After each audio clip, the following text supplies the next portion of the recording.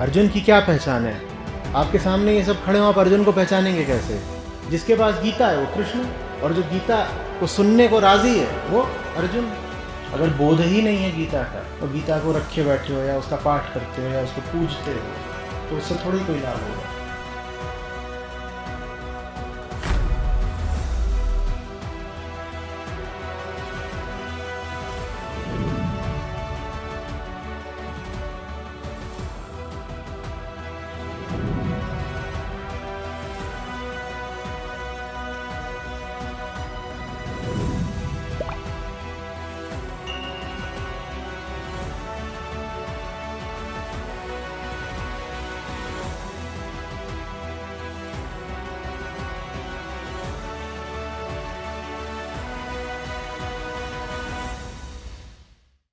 श्रीमद् भगवद गीता द्वितीय अध्याय सांख्य योग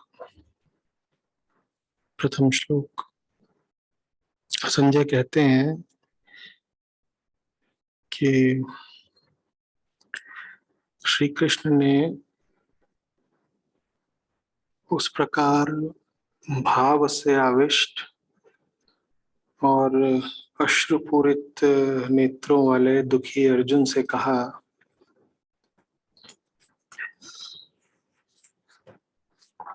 हे अर्जुन,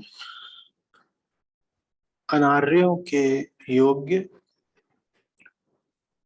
स्वर्ग प्राप्ति का विरोधी निंदाजनक यह मोह तुम्हें कहां से प्राप्त हुआ है?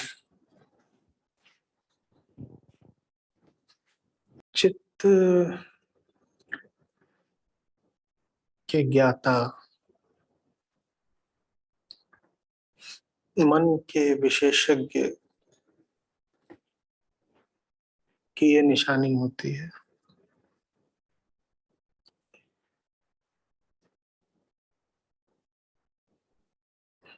बहुत पैनी दृष्टि होती है और बहुत द्रुत गति से वो सामने जो भी बैठा है, शिष्य, रोगी, प्रार्थी, उसकी वास्तविक दशा को पकड़ लेता है।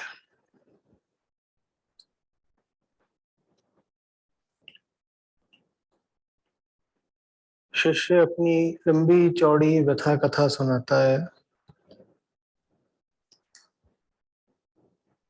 स्वयं भी उलझा हुआ है और बड़े उलझे हुए शब्दों में अपनी हालत का वर्णन करता है। लेकिन गुरु यदि ज्ञाता है तो वो बिल्कुल सार संक्षेप में चिन्हित कर लेता है कि वास्तविक बात क्या है। जटिलताओं को काट कर जो सीधा स्पष्ट सरल यथार्थ है, गुरु उस पर उंगली रख देता है। पूरे प्रथम अध्याय में अर्जुन ने अपने विषय में, युद्ध की स्थिति के विषय में, अपने परिजनों के विषय में, धर्म के विषय में, युद्ध के परिणाम के विषय में कितनी ही बातें कही, लेकिन जिस बात का बहुत कम या एकदम नहीं उल्लेख किया वो थी मोह। मोह शब्द अर्जुन से उच्चारित ही नहीं हुआ पूरे अध्याय में।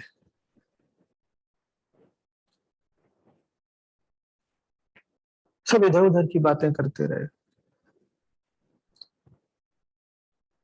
कभी कह दिया कि हम चूंकि श्रेष्ठ हैं धृतराष्ट्र के पुत्रों से, इसलिए हमें युद्ध नहीं करना चाहिए। कभी कह दिया कि युद्ध हो गया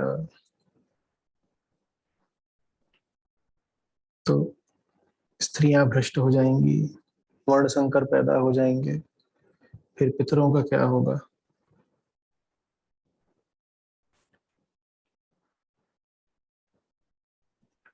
कभी कोई तर्क दे दिया, कभी कोई बात कह दी, बस एक बात नहीं कही मुझे मोह है। ये बात अर्जुन ने नहीं कही, यही बात असली है, इसीलिए यही बात अर्जुन को छुपानी थी।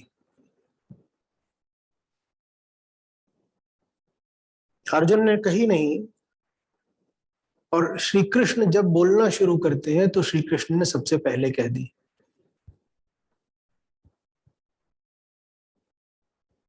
अर्जुन जो भी तर्क दे रहे थे, आप पाएंगे कि कृष्ण उनका खंडन करते ही नहीं है। कृष्ण सीधे पते की बात करते हैं। वृत्ति से ग्रस्त व्यक्ति 100 तरह के घुमावदार तर्क देता है, उलझाऊ बातें करता है, उसकी उन बातों में कुछ रखा नहीं है। वो व्यक्ति स्वयं भी उन बातों में बहुत विश्वास नहीं रखता है। वो बातें तो वो सामने बस इसलिए रख रहा है ताकि वो अपने बचाव में कुछ कह सके।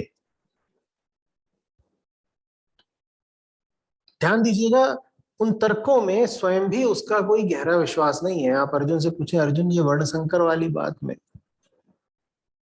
आप वाकई विश्वास रखते हो? अर्जुन बगले झांकने लगेंगे।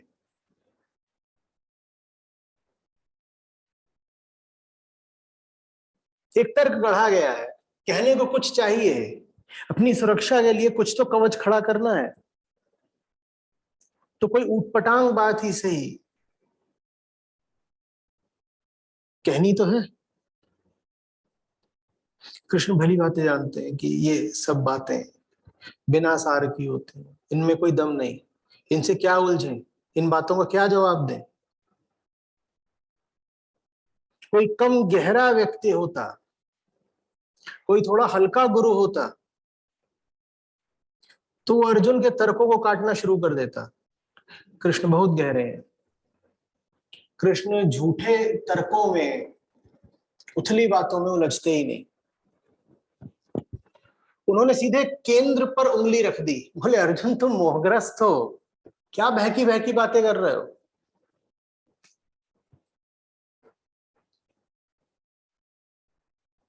युद्ध चल रहा है ये। कृष्ण बिना केंद्र के होते हैं, इसीलिए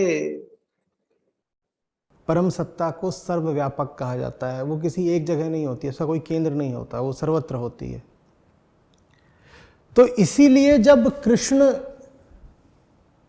को परास्त करना चाहते हैं अर्जुन, तो उन्हें हर दिशा में अपने छितराए हुए बाण मारने पड़ते हैं।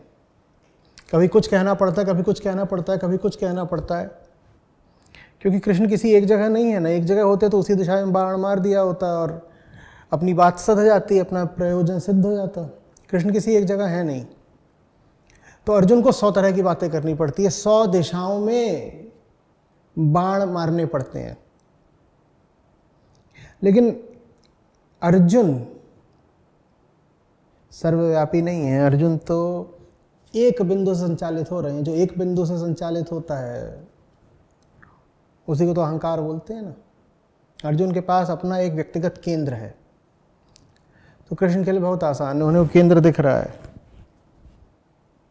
वो मोह की वृत्ति का केंद्र है। तो कृष्ण को बहुत इधर उधर शस्त्र संचालन नहीं करना पड़ता। कृष्ण सीधे जाकर के बस उस एक केंद्र पर निशाना कर देते हैं, और कर दिया। यहां पर पूरे पहले अध्याय में ऐसे समझ लीजिए जैसे आपने अर्जुन की बाण वर्षा देखी, और दूसरा अध्याय ऐसे शुरू होता है, समझ लीजिए कि जैसे 100 सुनार की एक लोहार की। 100 बातें कह ली अर्जुन ने पहले अध्याय में, ये है वो है, न जाने क्या क्या। और दूसरा अध्याय आरंभ होता है और कृष्ण का एक तीर, बात खत्म हो गई। अर्जुन तुम मोहग्रस्त हो, अर्जुन तुम मोहग्रस्त हो। वास्तव में सरल व्यक्ति के लिए जटिलता कहीं होती ही नहीं। जटिलता सिर्फ जटिल मना के लिए होती है। जितना जटिल है उसकी दुनिया उसके लिए उतनी ही जटिल रहेगी। आप आ करके अपनी बड़ी लंबी चौड़ी उपन्यास सरीखी कहानी सुना देते हैं, पर सुनने वाले के पास यदि साफ कान है तो वो जान जाता है कि इस पूरी कहानी का सार क्या है, लब्बो लुबाब क्या है। और जो सार होता है उसमें कोई विशेषता नहीं होती। किसी को काम ने पकड़ रखा है, किसी को क्रोध ने, किसी को मोह ने, किसी को मद ने, किसी को भय ने, बस यही। क्योंकि इसके अलावा और कुछ होता ही नहीं है किसी भी व्यक्ति के जीवन में। हाँ, ऊपर ऊपर से देखो तो कहानियां सबकी बड़ी अलग अलग दिखाई देती हैं। और आप किसी से भी कहिए कि अपनी कहानी सुनाओ जरा, वो कम से कम 2 घंटा सुनाएगा।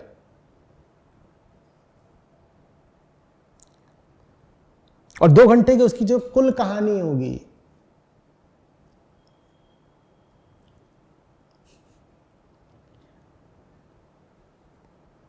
वो एक शब्द में समेटी जा सकती है। वो एक शब्द कुछ भी हो सकता है। भय, अज्ञान, मोह,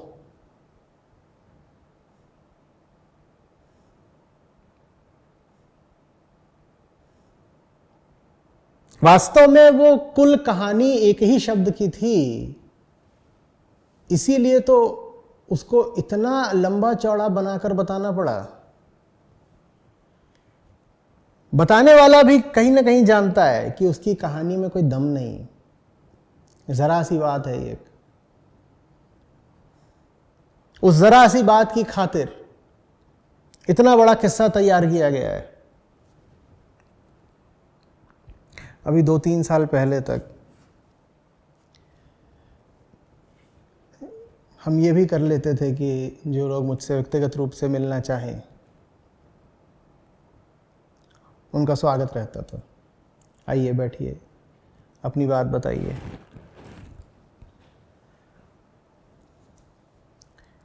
फिर वो चीज़ रोकनी पड़ी। अब रोके हुए लगभग 3 वर्ष हो गए हैं। उसकी वजह थी, पहली बात तो बहुत ज़्यादा लोग थे जो आतुर थे मिलने के लिए। दूसरी बात, उसका समय निर्धारित किया गया था 1 घंटे का, याद है कि आप आएँ और कुल 1 घंटे की वार्ता होगी, उसमें आपको जो बात करनी। जो भी सज्जन या देवियाँ मिलने के लिए आए, 1 घंटे में बात निपटाना तो दूर कि कुल बातचीत ही निपट गई 1 घंटे में, 2 घंटे तक तो वो पूरा विस्तार से अपनी ही ओर से विवरण देते रहते थे और बड़ी गंभीरता से।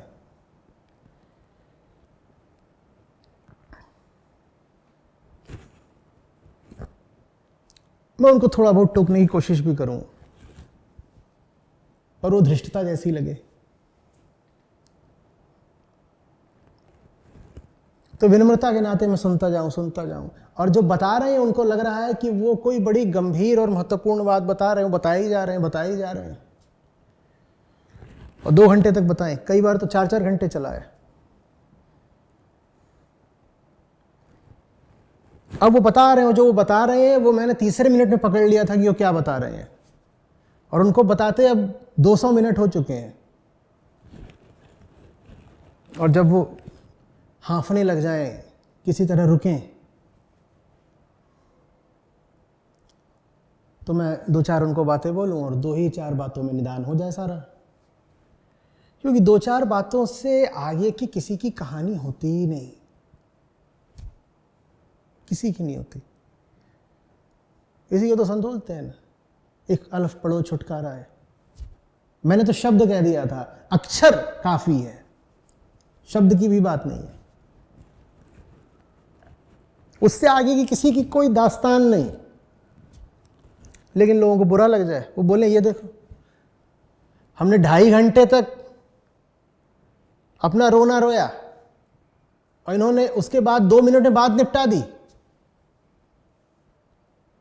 अब मेरे पास उससे ज़्यादा बोलने कुछ है नहीं, लेकिन विनम्रता के नाते, शालीनता के नाते और मुझे बोलना पड़े और समझाना पड़े। अब ये भी दिख रहा है कि मुझे जो बोलना था वो तो मैंने पहले ही वाक्य में बोल दिया, लेकिन सुनने वाला जब समझने को राजी नहीं है तो फिर उसको और विस्तार से बताओ, समझाओ, चीज़ें खोलो, उसके कुतर्कों को निपटाओ।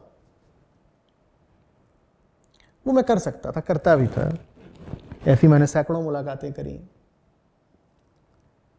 लेकिन फिर वक्त बहुत लग जाए।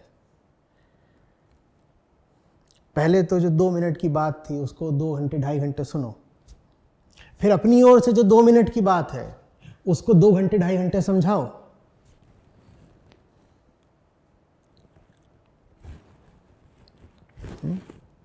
तो हमने कहा अब ये कार्यक्रम ही बंद किया जाए।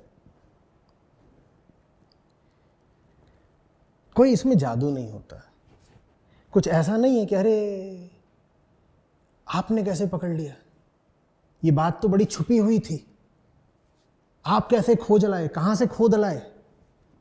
कोई जादू नहीं है। ये 2 ही 4 तो रोग हैं कुल मिलाकर के सारी दुनिया के। आपका रोग कुछ अलग थोड़े ही हो जाएगा। हर व्यक्ति को यही लगता है कि वो अनूठा है, अनूठा होता कोई नहीं। सबको यही लगता है कि उसका ही किस्सा कुछ अलग है, विचित्र है, विशेष है। कुछ नहीं होता किसी का अलग, विचित्र, विशेष। ठीक वैसे जैसे एक मिट्टी से सब उठे हैं, उसी तरीके से एक जैसे ही सबके किस्से हैं।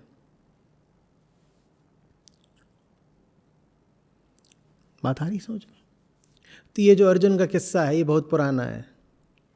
कृष्ण ने हजारों लाखों बार सुना हुआ ये किस्सा। अर्जुन के जरा सा बोलते ही, बल्कि अर्जुन के बोलने से पहले ही कृष्ण भांप जाते हैं बिल्कुल कि बात क्या है। और मैं फिर कह रहा हूं इसमें कोई जादू नहीं, ये तो बात नियम की है। धर्म से जो भी हटना चाह रहा है उसके पास कुल मिला जुला के यही 2-4 कारण होते हैं। लालच आ गया है उसको,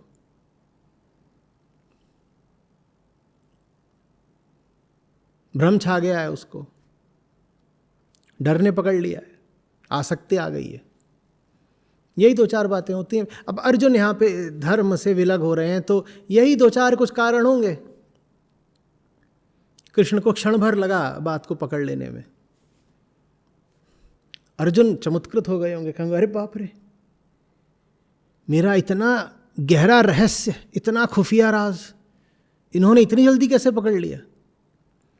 क्योंकि आपकी बातचीत में कुछ भी गहरा, रहस्यात्मक, गुप्त है ही नहीं। आपकी बात उतनी ही सार्वजनिक है जैसे सूरज की किरणें, जैसे हवा का बहना। आपको हवा लगती है, आप कहते हैं वाह बड़ी अच्छी हवा चली, ठंडी ठंडी मुझे हवा लगी। अरे वो सबको लग रही है, वो बात सार्वजनिक है, आपके अपने अनुभव में आ रही है। इसका मतलब ये नहीं है कि सिर्फ आप ही के अनुभव में आ रही है। वो घर घर का किस्सा है, वो हर मन की कहानी है। हम सब एक हैं वृत्ति के तल पर, और हम सब कुछ नहीं हैं आत्मा के तल पर, और हम सब विविध हैं, अनेक हैं, अनंत हैं मन के तल पर।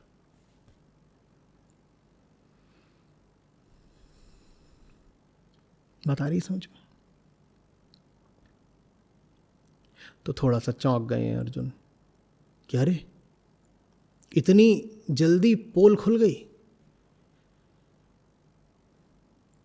कृष्ण ने तो पहले ही बात में पकड़ लिया, लेकिन अर्जुन के लिए सबसे अच्छी बात यह हुई है कि कृष्ण ने सीधे ही पकड़ लिया है। जब कृष्ण ने सीधे ही पकड़ लिया है तो अर्जुन ने भी अपने सारे कुतर्क त्याग दिए और अब अर्जुन भी सीधे मुद्दे की बात पर आ गए। देखिए अब क्या कहते हैं अर्जुन। अभी तक क्या कह रहे थे कि अरे ऐसा है वैसा है, धर्म हमें मालूम नहीं किधर है, मारें तो अच्छी बात नहीं है, और वो सब बातें, स्त्रियां भ्रष्ट हो जाएंगी इत्यादि इत्यादि। कितना उन्होंने लंबा चौड़ा कल्पना का जाल बुना था। लेकिन जैसे ही कृष्ण ने कहा कि अर्जुन मोह है, सिर्फ मोह, तो अर्जुन उत्तर आगे क्या देते हैं? कृष्ण कहते हैं, हे अर्जुन, अनार्यों के योग्य, स्वर्ग प्राप्ति का विरोधी, निंदाजनक यह मोह तुम्हें कहाँ से प्राप्त हुआ है? ये भी नहीं कह रहे हैं कि अर्जुन कहीं यह मोह तो नहीं। प्रश्न ये नहीं करा है कि कहीं यह मोह तो नहीं, प्रश्न बस ये पूछा है कि मोह तो है ही, बताओ मिला कहाँ से है। बात करने का तरीका देखिए। ये नहीं कह रहे हैं कि प्रश्न तो करा ही है, पर प्रश्न में संदेह इस बात पर नहीं रखा है कि अर्जुन विचार करो किंचित, कहीं मोहग्रस्त तो नहीं ना। कहा है मोह तो है ही, अब ये बताओ मोह आया कहाँ से है। तो अर्जुन के पास भागने छुपने के लिए कोई उन्होंने रास्ता छोड़ा नहीं है। आगे क्या कहते हैं? अरे अर्जुन, कायरता को प्राप्त न हो, ये तुम्हारे योग्य नहीं है। हे शत्रुतापन अर्जुन, हृदय की इस तुच्छ दुर्बलता को छोड़कर चलो खड़े हो जाओ। अर्जुन तो बैठ गए थे, पिछला अध्याय खत्म ही इसी पे हुआ था। क्या करा था अर्जुन ने? धनुष वहीं छोड़ा और उधर पीछे जा कर के बैठ गए थे, दूरी बना करके, कि जितनी दूर हो जाएं कृष्ण के प्रभाव से उतना अच्छा। कृष्ण कह रहे हैं छोड़ो ये सब, तुम्हें मोह हो गया, क्या कायरता दिखा रहे हो, चलो खड़े हो जाओ। तो अब अर्जुन इधर उधर का कोई तर्क नहीं दे पा रहे हैं। तो क्या बोलते हैं? आप कल्पना कर सकते हैं, बड़े बेचारगी के स्वर में बोला होगा, हे शत्रुनाशक कृष्ण, मैं युद्ध में पूजनीय भीष्मदेव और द्रोणाचार्य के प्रति बाणों से कैसे युद्ध करूंगा? असली बात पर आ गए, सीधी बात। कैसे कैसे करूंगा बताइए? जो असली बात है वो ये है, मैं कल्पना ही नहीं कर पा रहा हूं कि इन लोगों को छोड़ूंगा कैसे। यही तो सब कुछ है। एक ने मुझे शरीर दिया है, एक ने मुझे मन दिया है, एक पिता है, एक गुरु है, इनको मार कैसे दूंगा? देखिए, अर्जुन की जो स्थिति है वो हर जीव की स्थिति है।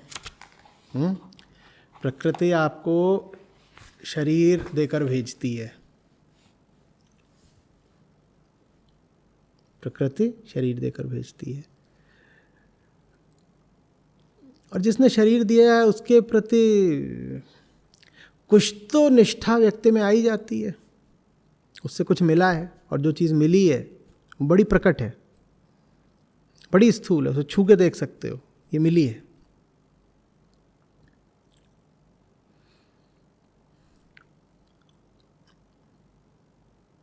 और दूसरी ओर उसी शरीर से उत्पन्न चेतना है, जो उठी तो शरीर से है पर जाना कहीं और चाहती है।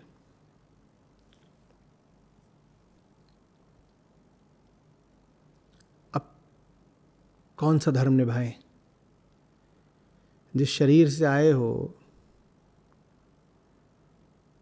उसके प्रति कर्तव्य का मान रखें, या जो अपना धर्म, अपनी नियति पता चल रही है उसकी तरफ दृष्टि और दिशा रखें। हर व्यक्ति इन्हीं मसलों में फंसा हुआ है। इसी स्थिति को संतों ने अक्सर एक स्त्री की स्थिति के माध्यम से अभिव्यक्त करा है, कि जो कि अपने मायके में है, वहाँ पिता है, माँ है जिन्होंने जन्म दिया है, और मायके से बड़ा मोह है, बड़ा लगाव है, वहीं पैदा हुई, वहीं खाई खेली बड़ी हुई, लेकिन अब जी लग गया है किसी और से। वो जो पुरुष है, पुरुष किसका वाचक है? जो ऊंचाई है जहाँ सबको पहुँचना है, मन उससे लग गया है। अब एक और प्रेम है, एक और मोह है। प्रेम है पुरुष से, और मोह है अपने भौतिक जनक से। जाए तो जाएगा, मायका छोड़ा नहीं जाता, और प्रेम हमें नहीं छोड़ता, तो करें क्या?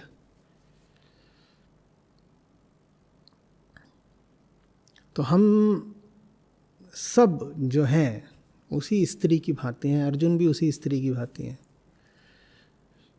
यहाँ पर मायके के प्रतिनिधि कौन है?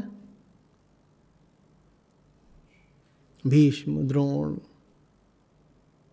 सारे जो कौरव बंधु हैं, ये सब मायके की ओर के हैं, क्योंकि इनके साथ अर्जुन का कौन सा नाता है? रक्त का नाता है। और दूसरी ओर धर्म की पुकार है, दूसरी ओर कृष्ण है। कृष्ण पुरुष के प्रतीक हैं।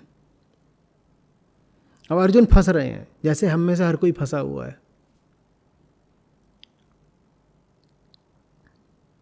अपनी पार्थिवता को महत्व दें या अपनी दैवीयता को? और नाम है उनका पार्थ।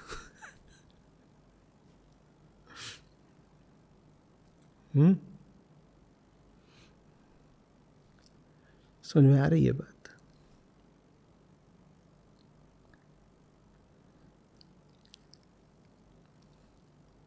सारा जीवन इन्हीं दो ताकतों के आपसी संघर्ष की कहानी होता है।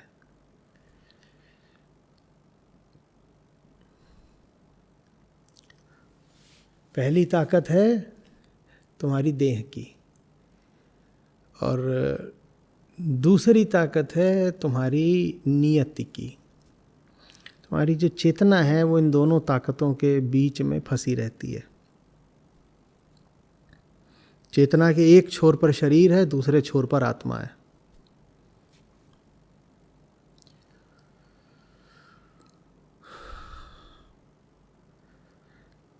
दोनों ही छोरों पर शांति है।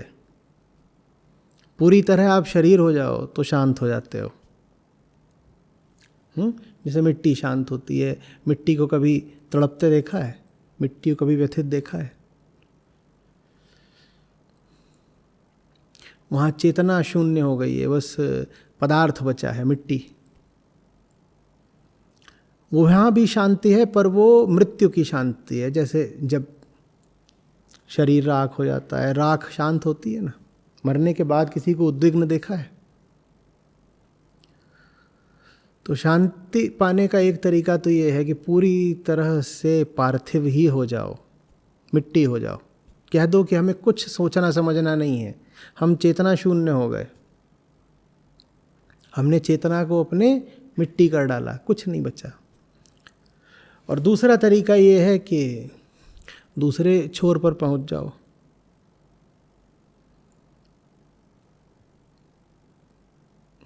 अहम शून्य हो जाओ,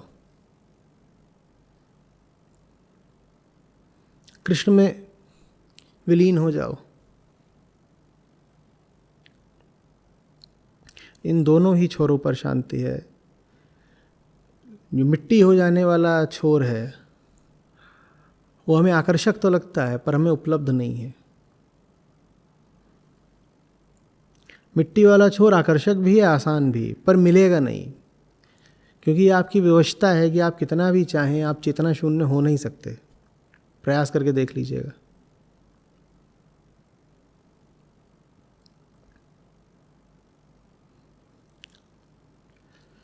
शराबियों को भी शराब पी करके नशे का स्वांग करना पड़ता है, क्योंकि जिस आशा के साथ उन्होंने शराब पी थी वो कभी पूरी होती नहीं है। नशा व्यक्त करता है होश भुला देने को, लेकिन होश ऐसी ढीठ चीज है कि पीछा नहीं छोड़ता। तुम कितना भी नशा कर लो, होश तब भी बचा रह जाता है। और उसके बाद शराबी लोग नाटक करते हैं कि हमारा तो होश बिल्कुल गुम गया, हम एकदम नशे में हैं।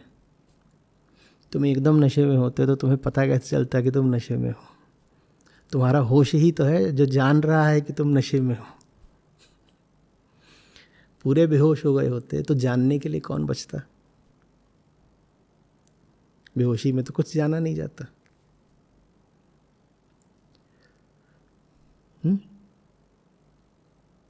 लोग नशा करते हैं, लोग कई अन्य तरह के साधन करते हैं, कुछ लोग आत्महत्या कर लेते हैं। कोई नशे के माध्यम से अपना होश दबाना चाहता है, कोई मनोरंजन के माध्यम से, कोई दुनिया के अन्य रंगीन तरीकों के माध्यम से, और कुछ लोग इस सीमा तक चले जाते हैं कि वो कहते हैं आत्महत्या ही कर लें, होश तो मिटे। होश हमें क्यों मिटाना है? होश हमें इसलिए मिटाना है क्योंकि शांति सिर्फ दोनों छोरों पर है, बीच में घोर अशांति है। अशांति स्वभाव नहीं हमारा, तो उसी अशांति से पीछा छुड़ाने के लिए हम जीवन भर नाना प्रकार के यत्न करते हैं। आ रही बात समझ में? अर्जुन ने पहला यत्न करा है बेहोशी की दिशा में। अर्जुन परेशान है, अर्जुन जल रहे हैं।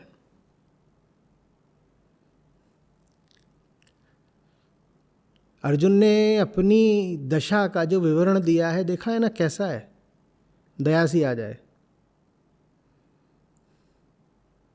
इतना बलिष्ठ योद्धा, और क्या कह रहा है? पूरा शरीर कांप रहा है, रोए खड़े हो रहे हैं, इंद्रियां दुर्बल हो रही हैं, कुछ दिखाई सुनाई नहीं दे रहा ठीक से, कुछ समझ में नहीं आ रहा, धनुष हाथ से छूट रहा है, शंख नहीं फूंका जा रहा।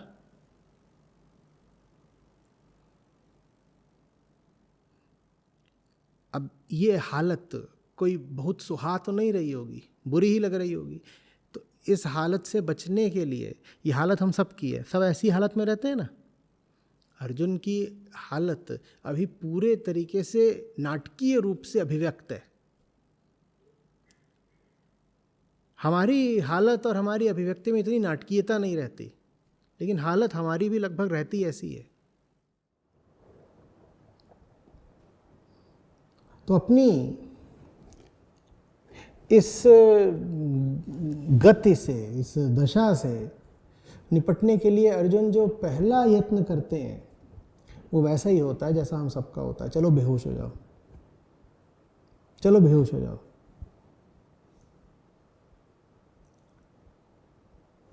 और बेहोशी के लिए क्या कर रहे हैं? इधर उधर की बातें करते हैं, झूठ बोलते हैं। अभी भी बोला है, आगे भी बोलेंगे। इसीलिए 2-3 अवसरों पर गीता में कृष्ण को उन्हें डांटना पड़ता है। कृष्ण उन्हें पाखंडी तक बोल देते हैं, क्योंकि अर्जुन वही कर रहे हैं जो हम सबकी प्रकृति है। फंस गए हो तो बाहर निकलने का जो सबसे सस्ता और आसान तरीका दिख रहा है वो पकड़ लो। सबसे आसान तरीका क्या है? पलायन। पलायन माने क्या होता है? पलायन माने यही होता है, चेतना को मिट्टी कर दो, अपना सोचना समझना सब व्यर्थ कर दो, धर्म से जितनी दूर जा सकते हो भाग जाओ। ये हर व्यक्ति को पहला विकल्प दिखाई देता है किसी भी किंग कर्तव्य मूढ़ता की दशा में। आप जब भी अपने आप को कहीं फंसा पाएंगे, कोई धर्म संकट होगा, देखिएगा कि जो पहली चीज आपको आकर्षित करेगी वो यही है, पलायन। और पलायन हमेशा धर्म विरुद्ध होता है। धर्म के विरुद्ध ही पलायन किया जाता है। पलायन का अर्थ ही यही है। पलायन माने भागना। किस दिशा में भागना? धर्म के विरुद्ध भागना, उसी को पलायन कहते हैं। सारी बात समझो। और अधिकांश लोग सफल भी हो जाते हैं पलायन में, क्योंकि सामने कोई होता नहीं कृष्ण जैसे। उन्हें भागना था, वो भाग गए, कोई मिला ही नहीं रोकने वाला। और प्रकृति ने तो प्रबंध पूरा कर ही रखा है कि तुम्हारा भागना सुबीते से हो जाए, कोई नहीं रोकेगा।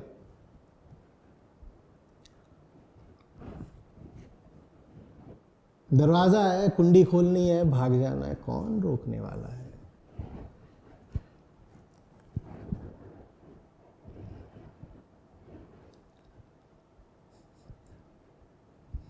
मनुष्य को जो सबसे घातक शक्ति मिली हुई है वो है स्वेच्छा। स्वेच्छा, कौन आपकी स्वेच्छा बाधित करने वाला?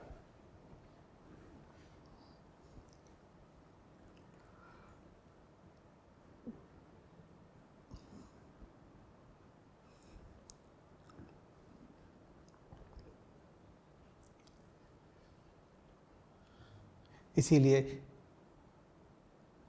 अनुग्रह, अनुकंपा, कृपा का दूसरा नाम जानते हैं क्या है? थोड़ा खतरनाक, आपकी स्वेच्छा का बाधित होना।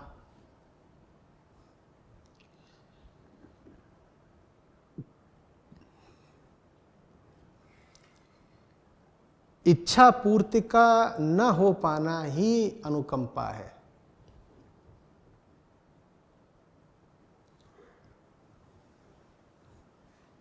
क्योंकि इच्छा तो सबकी वैसी ही होती है जैसे अर्जुन की है। कुछ इधर उधर की दो चार गोलमोल बातें करो और भाग निकलो। अनुग्रह का मतलब यह है कि कोई मिल जाएगा जो कान पकड़ लेगा और कहेगा कि किसको धता बताते हो।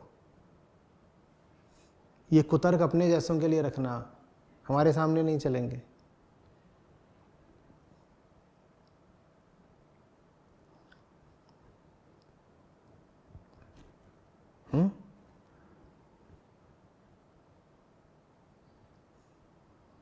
अनुकंपा के लिए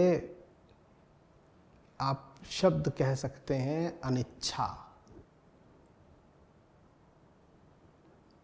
वो आपकी इच्छा विरुद्ध होती है।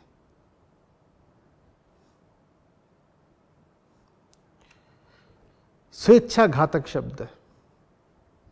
स्वेच्छा सिर्फ उन्हीं के लिए शुभ शब्द है जो कृष्णमय हो गए हों, अन्यथा स्वेच्छा अति घातक है।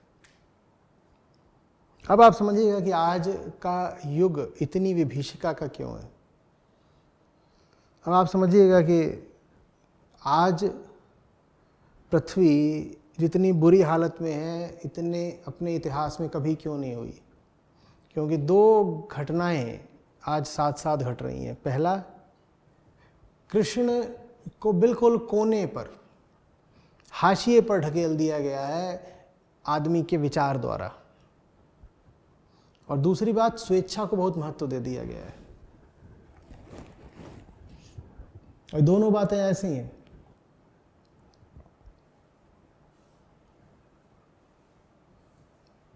जैसे कोढ़ में खाज, किसी को कोढ़ हो और उसी में फिर खाज भी हो जाए, ये दोनों बातें ऐसी हैं।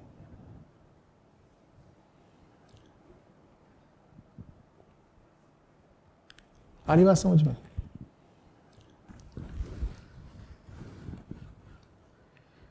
पहली बात तो कृष्ण को क्या बना दिया? कोई ऐतिहासिक चरित्र, और ऐतिहासिक चरित्र बना करके 100 तरीके के चरित्र दोष भी निकाल दिए। उनको सत्य के प्रतीक से नीचे उतारकर एक ऐतिहासिक व्यक्तित्व बना दिया। और ऐतिहासिक व्यक्तित्व तो कोई भी हो, उसमें 100 तरह की खोट होंगी ही। और जहां खोट मिल गई बताने के लिए, वहां कह दिया अरे इनमें तो खोट है, इनकी क्यों सुने, इनकी गीता का क्या अनुगमन करना। तो किसका अनुगमन करना? स्वेच्छा का। ये दोनों चीजें साथ साथ हुई। स्वेच्छा तो पहले से ही तैयार बैठी थी कृष्ण विरुद्ध जाने को। अब उसके लिए सब कुछ बहुत आसान कर दिया गया है।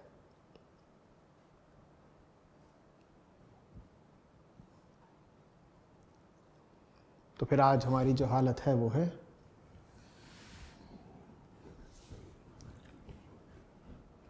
अप्रैल का महीना चल रहा है, ऐसे ही थोड़ा तापमान इतनी ऊंचाइयां पकड़े हुए,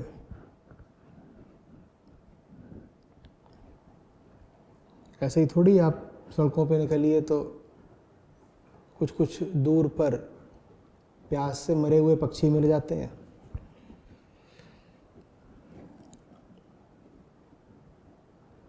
तापमान इतना ज़्यादा है, पीने को पानी नहीं, ऊपर से पेड़ सारे काट दिए, ऊपर से कंक्रीट के जंगल खड़े कर दिए जिनसे तापमान और ज़्यादा बढ़ जाता है।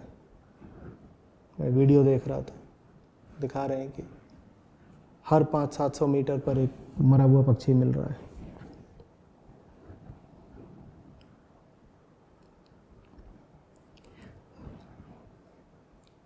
अप्रैल के माह में इतना तापमान पिछले लगभग 100 सालों में नहीं हुआ है। ये कोई प्राकृतिक संयोग नहीं है, ये मनुष्य की करतूत है।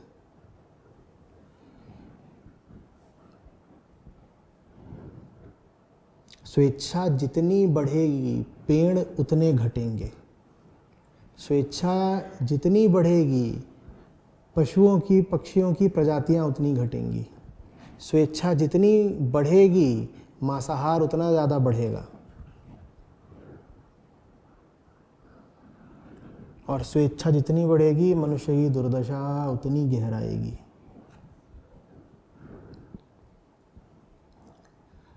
और हर मनुष्य सबसे पहले तो स्वेच्छा का ही अनुगमन करना चाहता है। कोई कृष्ण चाहिए जो उसकी स्वेच्छा की राह में बाधा बने।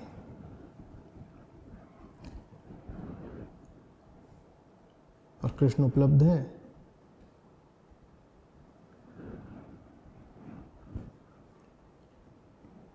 कृष्ण को पाना होता है, कृष्ण के निकट बैठना होता है, कृष्ण को सारथी बनाना होता है।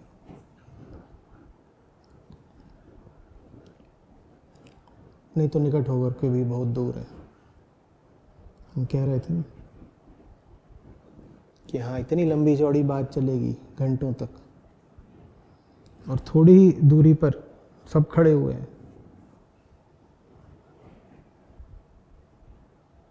कौरवों के सैकड़ों योद्धा, एक की भी रुचि नहीं हुई कि कृष्ण क्या कह रहे हैं थोड़ा सुने क्या, एक की भी नहीं हुई। हम आज सैकड़ों वर्षों बाद भी श्रीमद् भगवद गीता का पाठ करते हैं। सोचिए वो कैसे अभागे रहे होंगे, और वो कैसे जादुई पाश में रहे होंगे कि जिनके ठीक सामने गीता बरस रही होगी और वो अभागे दूर खड़े रहे। हमें तो बस पुस्तक रूप में उपलब्ध है, हम तब भी उस पुस्तक को लेकर के सर पे रखते हैं, और ठीक जिनके सामने गीता पहली बार आविर्भूत हो रही थी, वो दूर अपनी गदाएं और धनुष लिए खड़े हुए हैं। उनका दुर्भाग्य सोचिए।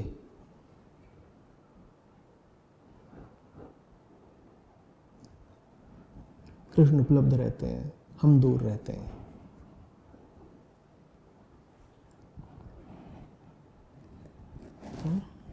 हमारी स्वेच्छा हमें दूर रखती है।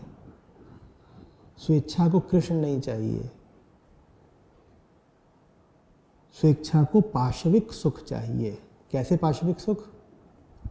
अभी गर्मियां चल रही हैं तो देखते हो सड़क पर कुत्ते क्या कर रहे होते हैं, गड्ढा खोदते हैं, उसमें सो जाते हैं। दो चीजें उन्हें मिलती हैं उसमें, पहला शीतलता, थोड़ी ठंडक है, और दूसरा नींद। स्वेच्छा यही मांगती है, जरा ठंडा ठंडा कमरा हो और सो जाए। कृष्ण के पास जाने का तो अर्थ होता है ताप से गुजरना।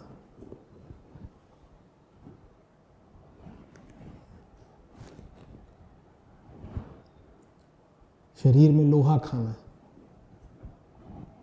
स्वेच्छा ही क्यों चाहेगी? हमारी वृत्ति क्या हमसे करवाना चाहती है, ये समझना हो तो पशुओं को देख लिया करिए, क्योंकि हम में और पशुओं में वही चीज साझी है, जीव वृत्ति। हमारी वृत्ति हमसे ठीक वही करवाना चाहती है जैसा जीवन पशु जीते हैं, उसी की तरफ धकेलती रहती है वृत्ति हमें। हाँ, सभ्यता और संस्कृति का आवरण पहनाए हुए, तो काम हम सारे वही करते हैं जो पशु करते हैं, पर प्रदर्शित यूं करते हैं कि जैसे कोई बहुत सभ्य काम कर रहे हो, जैसे संस्कृति का चलन हो इस तरह के काम करना। आवरण कुछ भी हो, बहाने कुछ भी हो, तर्क कुछ भी हो, नीचे नीचे काम तो पाशविक वृत्ति ही कर रही होती है।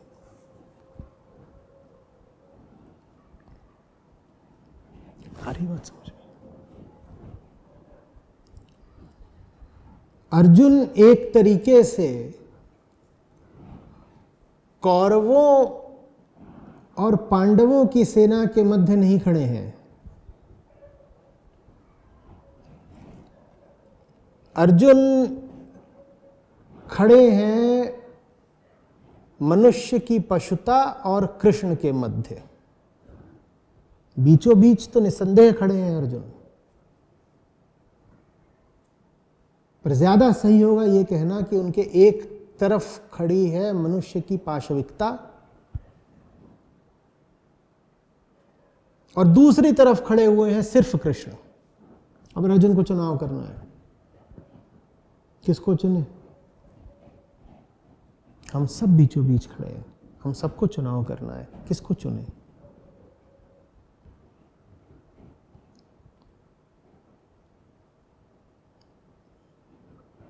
बात आ रही है समझ में?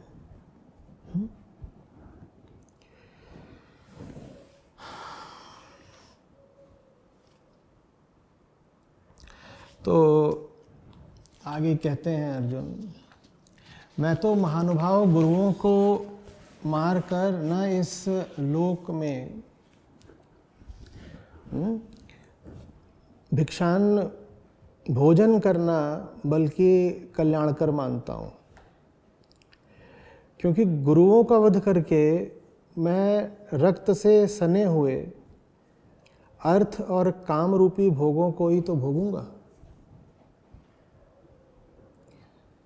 कह रहे हैं गुरुओं को मारने की अपेक्षा भिक्षाटन करना श्रेष्ठ समझते हैं, क्योंकि गुरुओं को अगर मारेंगे भी तो जो सुख भोगेंगे वो रक्तिम होगा,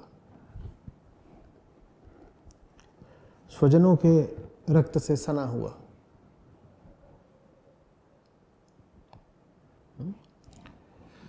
फिर आगे कहा, तर्क पर विचार करिएगा।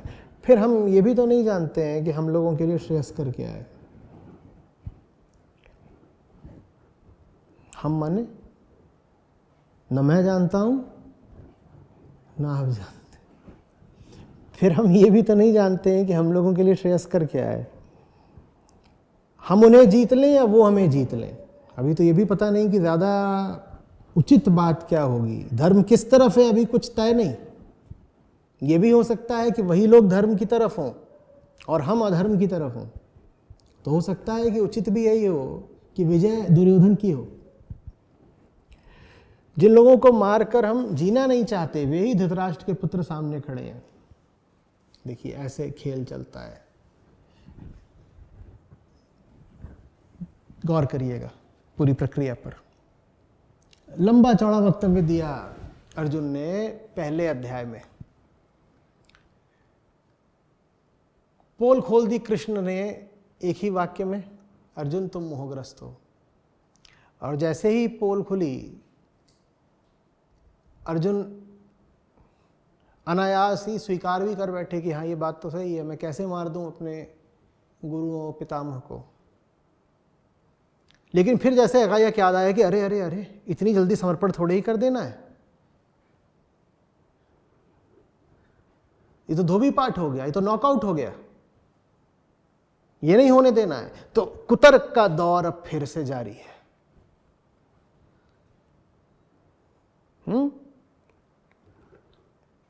अर्जुन वापस वहीं आ गए जहां पहले अध्याय में थे,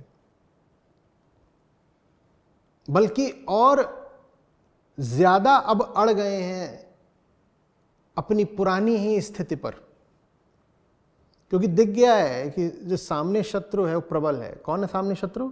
कृष्ण। कह रहे हैं इस शत्रु ने तो एक बार में ही भांप लिया कि मेरी समस्या मोह है, तो अब इसे और बड़े तर्क देने पड़ेंगे और घातक तर्क देने पड़ेंगे। तो इस बार देखिए क्या तर्क दिया है। बोल रहे हैं मैं कैसे लड़ लूं, मुझे तो यही नहीं पता कि अधर्मी हम हैं या वो हैं, और हम में कृष्ण को भी शामिल कर लिया। क्या पता कृष्ण आप ही अधर्मी हो, मैं लड़ाई कैसे कर लूं? क्योंकि मैंने तो यही सुना है कि गुरुओं, स्वजनों, वरिष्ठों, पितामह हैं,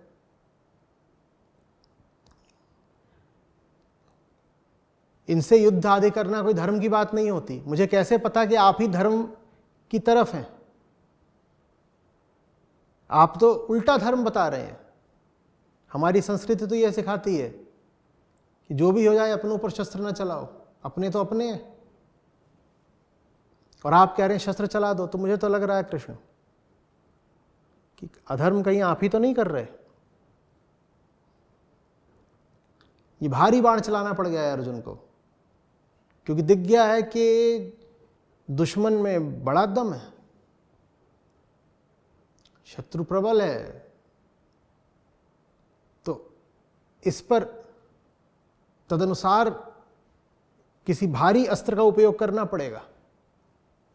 तो सीधे सीधे यही कह दिया कि क्या पता धर्म किधर है। मैं आपको यह कहने की भी सहूलियत नहीं दूंगा कि अर्जुन धर्म और अधर्म की लड़ाई में देखो तुम अधर्म की ओर जा रहे हो, क्योंकि आप अगर ये कह लेते हैं तो आपका पलड़ा भारी हो जाता है। मैं क्यों आपको ये सुविधा दूं? तो मैं कह ही देता हूं, मुझे क्या पता धर्म किधर है। मैं आपसे दूर जा रहा हूं, मैं धर्म से दूर थोड़ी जा रहा हूं। मैं आपकी बात काट रहा हूं, मैं धर्म को थोड़ी काट रहा हूं। क्या पता धर्म दुर्योधन की तरफ हो तो? अरे ये इतने जो सामने महानुभाव खड़े हुए हैं, ये सब विधर्मी हैं क्या? पूरी दुनिया विधर्मी है, बस एक कृष्ण आप ही धर्म जानते हैं। ये सब सुने सुनाए तर्क लग रहे हैं कि नहीं लग रहे हैं? पैंतरा समझिए। क्यों मैं कृष्ण को अनुमति दे दूं मुझ पर आरोप लगाने की कि धर्म और अधर्म के संघर्ष में देखो अर्जुन तुम अधर्म की ओर जा रहे हो। इससे पहले कि कृष्ण कुछ ऐसा कहें, मैं घोषित किए देता हूं कि मैं जानता ही नहीं कि धर्म किधर है, अधर्म किधर है। मैं क्यों कृष्ण को धर्म पर स्वामित्व घोषित करने दूं? मैं क्यों स्वीकार कर लूं कि धर्म पर कृष्ण का एकाधिकार है? तो मैं उस बात को जरा संदेह के घेरे में ले आ देता हूं कि क्या पता धर्म किधर है। हो सकता है धर्म उधर हो, कौरव की तरफ। अब अगर कृष्ण बोलेंगे भी कि अर्जुन तुम गलत कर रहे हो, अर्जुन तुम बात नहीं मान रहे, तो मैं क्या कह पाऊंगा? मैं कहूंगा मैं आपकी बात नहीं मान रहा, लेकिन इसका मतलब ये नहीं है कि मैं धर्म की बात नहीं मान रहा। धर्म किधर है ना आपको पता है ना मुझे पता है। और देखिए कोई व्यक्ति तो पूजनीय होता नहीं, पूजनीय तो धर्म होता है। मैं आपकी बात काट रहा हूं, मैं धर्म को थोड़ी ही काट रहा हूं। व्यक्तियों में क्या है? व्यक्ति तो सब मिट्टी के पुतले होते हैं।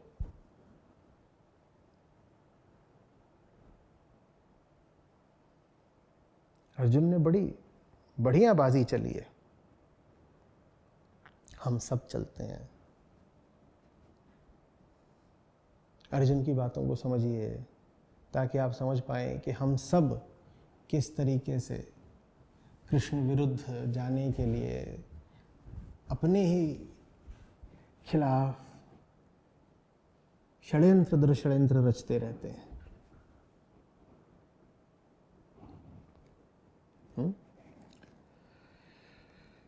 जिन लोगों को मारकर हम जीना नहीं चाहते वे ही धृतराष्ट्र के पुत्र सामने खड़े हैं। कितना प्रेम छलछला रहा है। जिनको मारकर हम जीना नहीं चाहते वे ही धृतराष्ट्र के पुत्र सामने खड़े हैं। कितना प्रेम है अर्जुन में। यही प्रेम था जब इतनी बड़ी सेना इकट्ठा करी थी।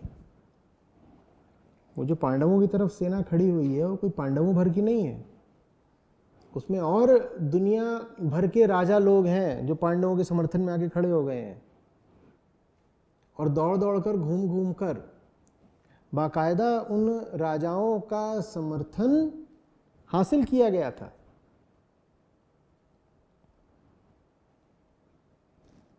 वो एक गठबंधन है, एक कोलिशन है, आसानी से नहीं बन जाता। राजाओं के पास गए होंगे, उनकी मांगे मानी होंगी, समझाया होगा, बुझाया होगा। ये राजा लोग भी अपना समय निकालकर, अपने संसाधन जुटाकर और अपनी जान खतरे में डालकर ऐसे ही थोड़ी मैदान में आ गए होंगे पांडवों के पक्ष में। तब अर्जुन को याद नहीं था कि धृतराष्ट्र के पुत्र तो हमें जान से ज्यादा प्यारे हैं। तब तो वहां जाकर कहा हुआ कि दुर्योधन महापतित महापापी है। और अभी कृष्ण से क्या कह रहे हैं? अरे दुर्योधन जैसों को मार कर तो मैं जीना भी नहीं चाहता। मेरा हृदय है दुर्योधन। अधर्म की रक्षा के लिए हम कोई भी तर्क गढ़ सकते हैं। अभी इस क्षण अर्जुन ऐसी स्थिति उत्पन्न कर रहे हैं कि देखिए कृष्ण, दुर्योधन इत्यादि तो मेरे जिगर के टुकड़े हैं, आप जरा दूर के हैं। आप मुझे क्यों भड़का रहे हैं? क्यों गृह युद्ध करवा रहे हैं?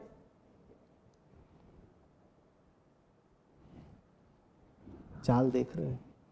ये चाल हम सब चलते हैं। जब सत्य सामने आता है तो उसका अपमान करने में हम कोई कमी नहीं छोड़ते, और सत्य को अपमानित किया नहीं जा सकता। इसीलिए सत्य को अपमानित करने के लिए हम तरह तरह के झूठ गढ़ते हैं।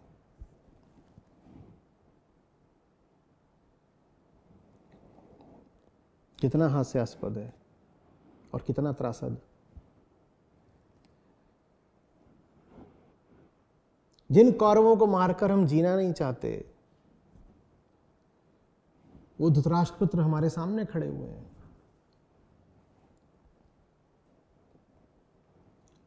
कितनी ही बार स्वयं अर्जुन ने प्रतिज्ञा करी है,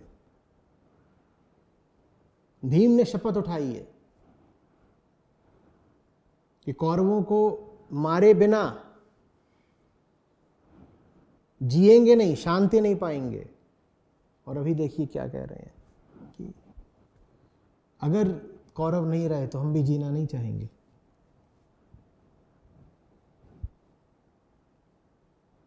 इतना प्यार उमड़ आया।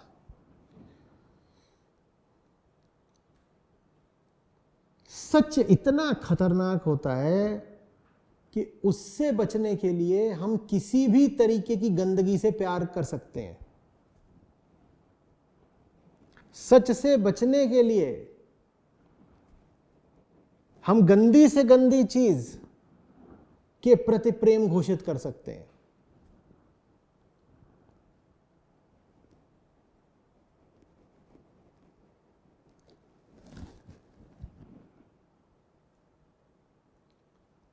दुर्योधन के प्रति प्रेम घोषित करना बुरा है, लेकिन कृष्ण के प्रति समर्पण घोषित करना और ज्यादा अस्वीकार्य है। तो कृष्ण को समर्पित होने से बेहतर यह लग रहा है कि यही घोषित कर दो कि दुर्योधन तो मुझे प्राणों से प्यारा है।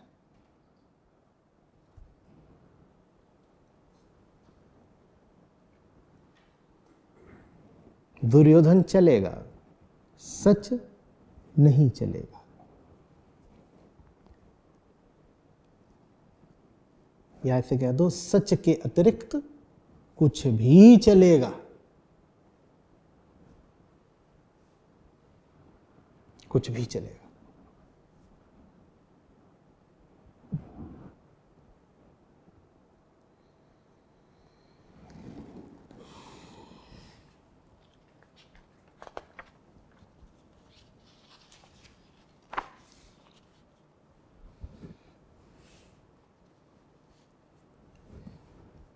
अब अर्जुन ने बात कुछ ऐसी कह दी कि कृष्ण की ओर से कड़ी प्रतिक्रिया आनी आवश्यक है, और वो कड़ी प्रतिक्रिया तत्काल आई है, वो कृष्ण की भावभंगिमा से आई है। अब अर्जुन ने कोई ऐसी बात कह दी है जिससे अर्जुन और कृष्ण का संबंध ही खतरे में पड़ गया है। अर्जुन ने कृष्ण पर लगभग ये आरोप लगा दिया है कि आप मुझे अधर्म की ओर ले जा रहे हैं। अर्जुन ने कृष्ण के समक्ष लगभग ये घोषित कर दिया है कि आपकी अपेक्षा मुझे दुर्योधन कहीं ज्यादा प्यारा है।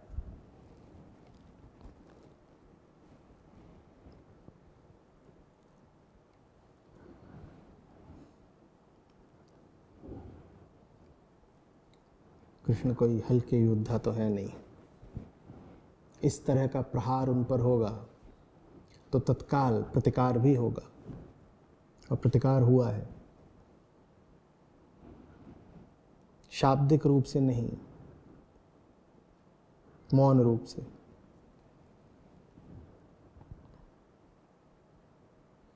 वो बात संजय शब्दों में धृतराष्ट्र को अभिव्यक्त नहीं कर पाए होंगे, वो बात यहाँ किसी श्लोक में निरूपित नहीं है, पर उस बात का प्रमाण उपलब्ध है अर्जुन के अगले ही वक्तव्य में।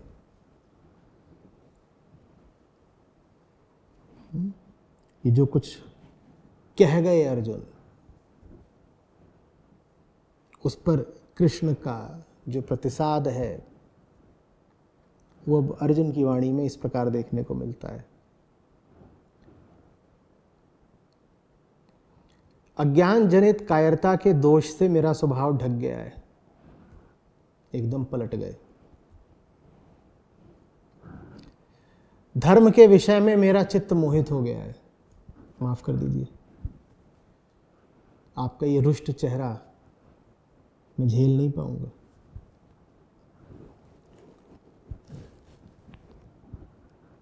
विराट रूप कोई आने वाले अध्यायों में ही थोड़े दिखाया जाएगा, उसका आरंभ यहीं से हो जाता है। झूठ के, कुतर्क के बहुत प्राण थोड़े ही होते हैं।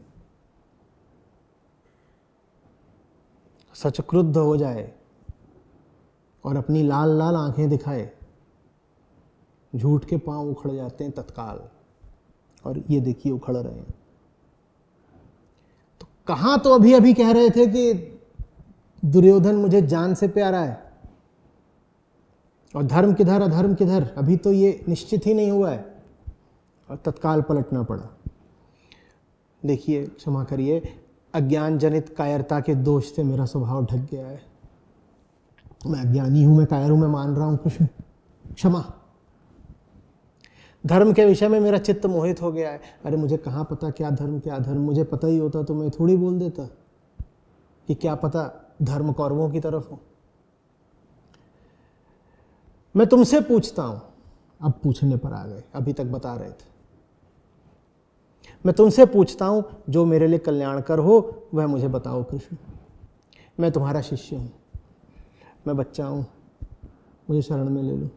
मैं तुम्हारा शिष्य हूं, अपनी शरण में आए हुए मुझे उपदेश दो, मुझे बताओ।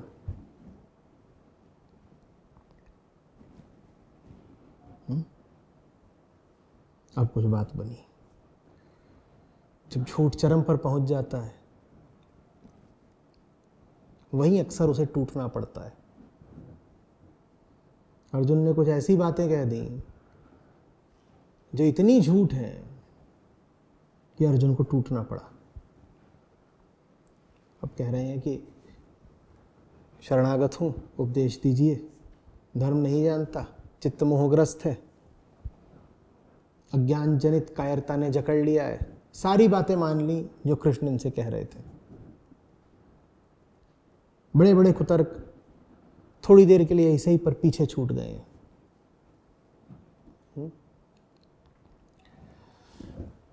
और फिर कह रहे हैं कि बहुत दुख में हूं,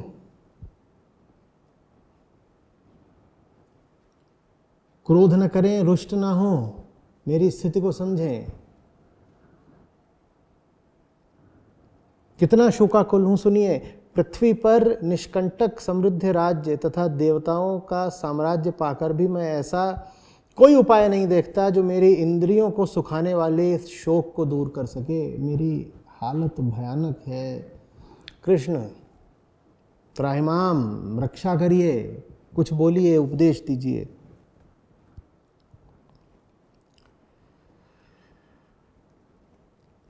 और ये कहने के बाद संजय कह रहे हैं कि वो अर्जुन जो शत्रु को तापित कर पाते थे,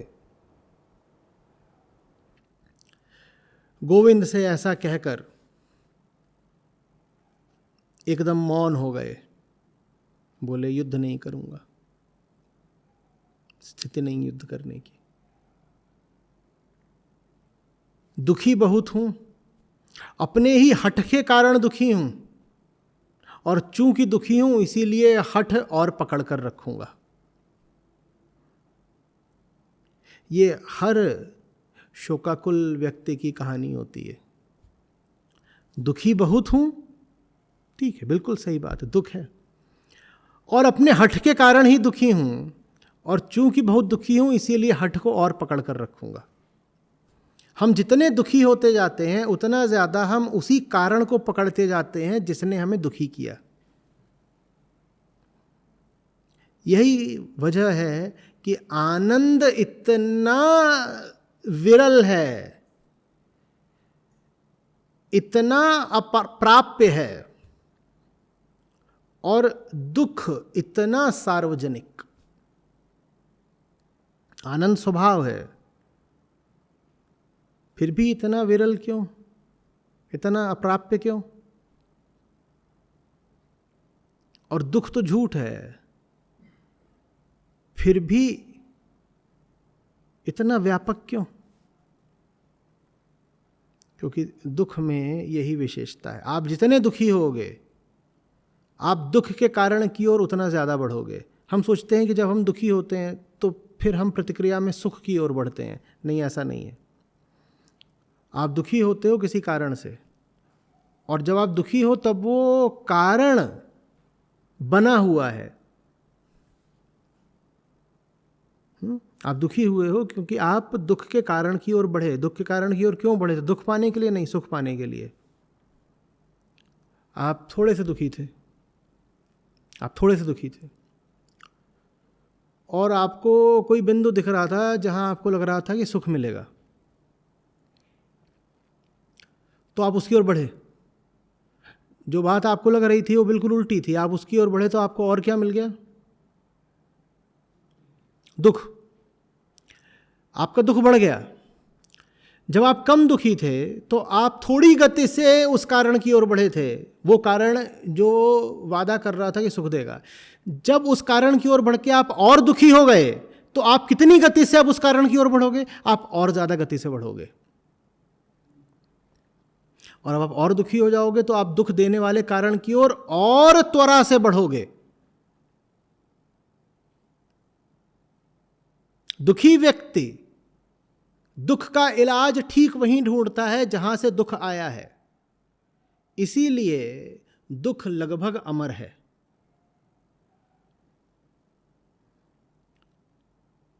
अन्यथा तो आनंद स्वभाव है, दुख को क्षण भर में मिट जाना चाहिए था, मिटता नहीं।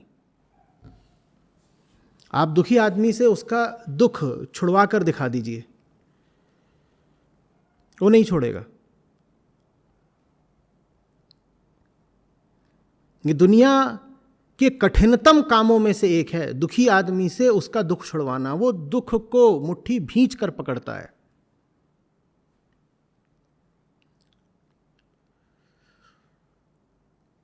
वो अपने दुख का इलाज स्वयं करना चाहता है।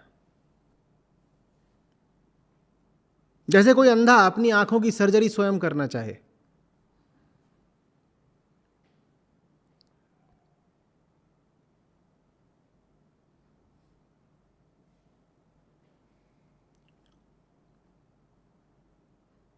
और दुख जितना बढ़ता जाता है उतना ज्यादा उसकी सोचने समझने की शक्ति घटती जाती है। वो और अंधे तरीके से और तेज गति के साथ दुखदायक बिंदु की ओर, स्रोत की ओर बढ़ता है।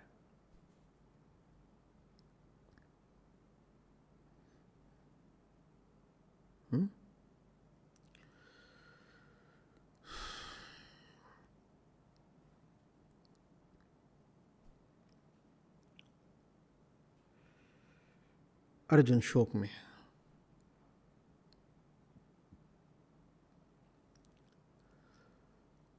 और जो उन्हें शोक से मुक्ति दिला सकते हैं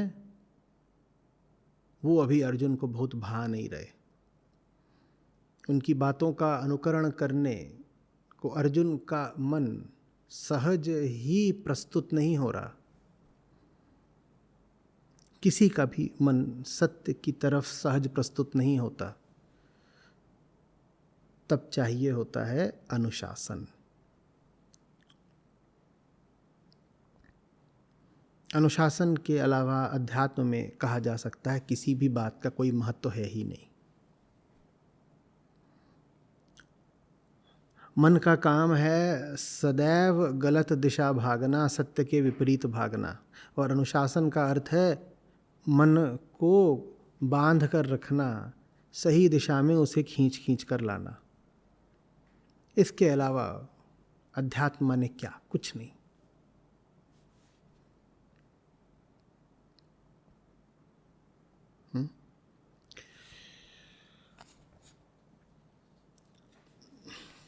तो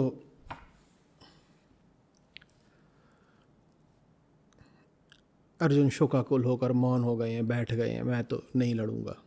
थोड़ी देर पहले हमने कृष्ण की भावभंगिमा की बात करी थी और कहा था कि संजय उस विषय में कुछ कह नहीं रहे, पर एकदम स्पष्ट है कि कृष्ण अभी किस भाव से देख रहे हैं अर्जुन को।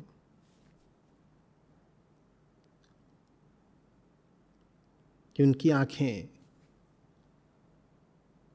हंस भी रही हैं और करुण भी हैं।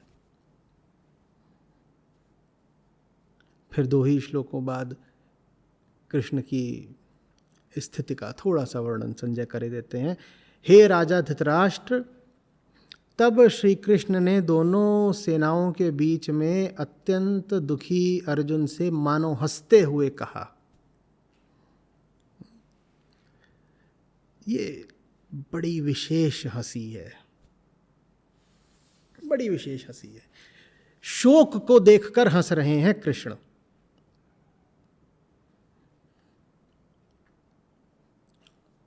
और शोक का निदान भी करेंगे, उपचार भी करेंगे। दया और करुणा में यही अंतर होता है। दया शोक को देखकर शोकाकुल हो जाती है, करुणा शोक को देखकर हंसती है। दया शोक का उपचार नहीं कर पाती, दया बस शोक को सह अनुभूत कर पाती है। तुम्हें शोक की अनुभूति हो रही है, उसी शोक की अनुभूति मुझे भी होने लग जाएगी। इसी को दया कहते हैं। उपचार कहीं नहीं हो गया इसमें। हाँ, तुम्हें जो बीमारी थी वो संक्रमण मुझे भी लग गया, सहानुभूति हो गई, सह अनुभूति। तुम्हें दुख की अनुभूति हो रही थी, मुझे भी होने लग गई। इससे उपचार किसका हुआ? न तुम्हारा, मेरा तो बिल्कुल ही नहीं। करुणा चीज दूसरी है। करुणा शोक को देखकर हंसती है, ठीक वैसे जैसे कृष्ण यहां अर्जुन को देखकर हंस दिए। और करुणा चूंकि शोक को देखकर हंसती है, इसीलिए वो फिर गीता प्रस्फुटित कर पाती है, फिर वो शोक का उपचार भी कर पाती है। मैं आपसे नहीं कह रहा हूं कि कोई दुखी हो, रो रहा हो, आप ठहाका मारने लगे उसके सामने।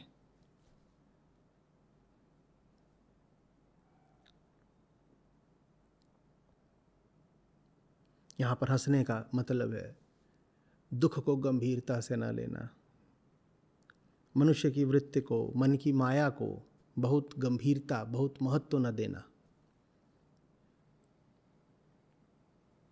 हाँ, तुम शोकाकुल हो, मुझे पता है, पर तुम्हारे शोक के पीछे अज्ञान मात्र है।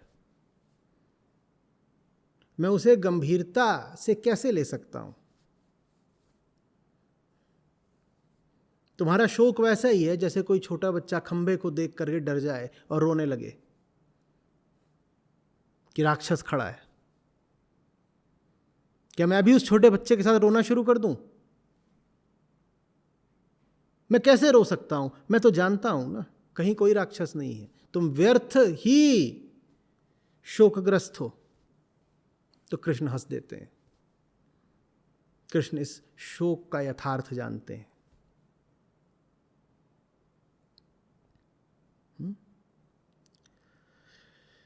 तुम शोक के अयोग्य लोगों के लिए शोक कर रहे हो अर्जुन, और पंडितों की तरह बड़ी बड़ी बातें कर रहे हो।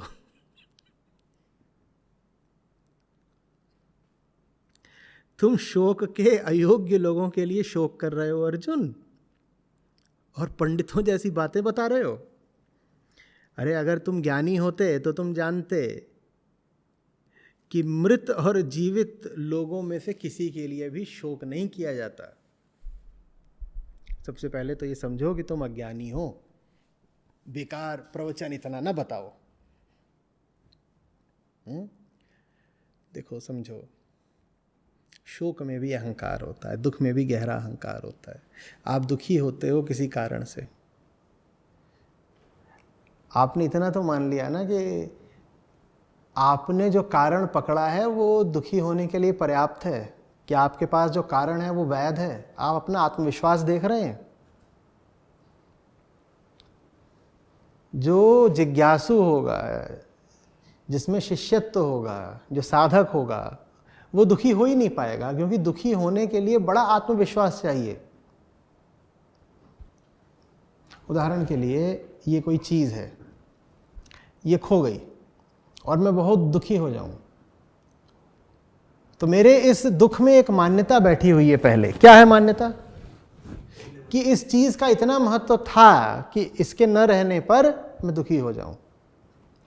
तो दुखी होना भी बड़े अहंकार की बात है। दुख में पंडिताई छुपी हुई है। बड़े ज्ञानी हो, तुम्हें तो पता है कि फलानी घटना दुख की है। बड़े ज्ञानी हो, तुम्हें तो पता है फलानी घटना सुख की है। तुम्हें कैसे पता फलानी घटना सुख की है ही? तुम कैसे जानते हो कि फलानी स्थिति में तुम्हारे साथ कुछ बुरा हो गया? तुम्हें अच्छे बुरे का क्या ज्ञान है बताओ? तुम्हें ज्ञान कुछ नहीं, पर तुम मानते हो तुम्हें ज्ञान बहुत है। वही ज्ञान तुम्हें सुख दुख का झूला झुला रहा है। तो इसीलिए कृष्ण व्यंग करते हैं, कहते हैं क्या पंडित बने बैठे हो अर्जुन, इतने ज्ञानी हो तुम। अपने शोक को देखो। शोक के लिए तो बड़ा आत्मविश्वास चाहिए। तुम्हें इतना निश्चय आ कहां से गया? क्योंकि इतना निश्चित तो सिर्फ सत्य होता है, जो अटल है, जो नित्य है, जो परिवर्तनीय है। उस पर ही पूर्ण विश्वास किया जा सकता है। क्या वाकई तुम सत्य के संपर्क में हो अर्जुन, कि तुम्हें इतना विश्वास है? तुम्हारा शोक जितना प्रबल है, उतनी प्रबल तो सिर्फ सत्य के प्रति निष्ठा ही हो सकती है। तुम्हारे शोक में इतनी प्रबलता आ कहां से गई अर्जुन? ये तुम झूठा विश्वास कैसे पाल कर बैठ गए?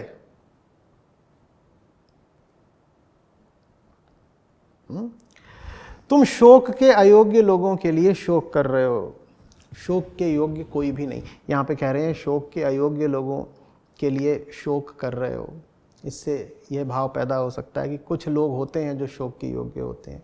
उस भाव का खंडन कृष्ण जरा सा आगे चलकर ही कर देते हैं। कहते हैं ज्ञानी लोग मृत और जीवित लोगों के लिए शोक नहीं करते। कोई नहीं है जिसके लिए शोक किया जाए। शोक का अधिकारी कोई नहीं। झूठ है नहीं, सत्य मरता नहीं। तुम शोक किसके लिए कर रहे हो? और शोक करने के लिए तो बड़ा समय, बड़ी ऊर्जा चाहिए।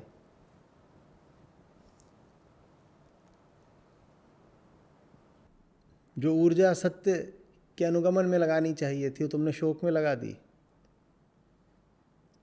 तुम्हारे पास इस क्षण में कोई कर्तव्य नहीं, तुम्हारे पास करने के लिए कोई काम नहीं, लड़ने के लिए कोई युद्ध नहीं।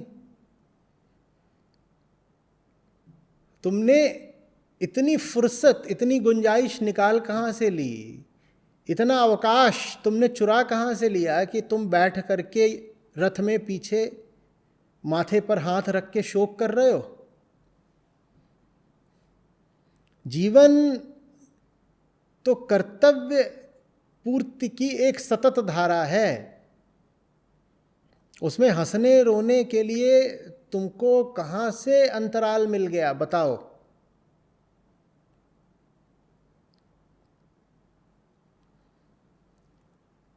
शोक की यदि कोई बात हो सकती है तो वो यही कि शोक मनाना नहीं था, तुमने मना लिया, और शोक मना करके तुमने अपना अवसर गंवा दिया। जीवन आपसे अवसर सिर्फ ऐसे ही नहीं छीनता कि आप राग रंग में डूबे रह गए, आमोद प्रमोद में बह गए। बिल्कुल, जीवन जो एक स्वर्णिम अवसर है वो आपसे ऐसे भी छीनता है कि आप भयग्रस्त या शोकग्रस्त रह गए।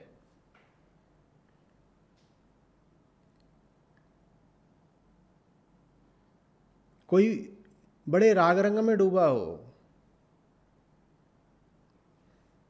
और कोई बड़े दुख दर्द में डूबा हो, इन दोनों ही व्यक्तियों में एक बात साझी होगी, ये निष्ठापूर्वक अपनी कर्तव्य पूर्ति तो नहीं ही कर रहे होंगे।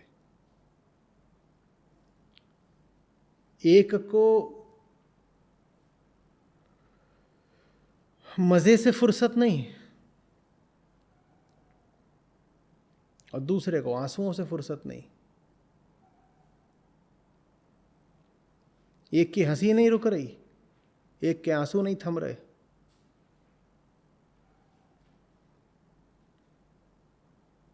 सही कर्म दोनों में से करे तो कौन करे, कैसे करे?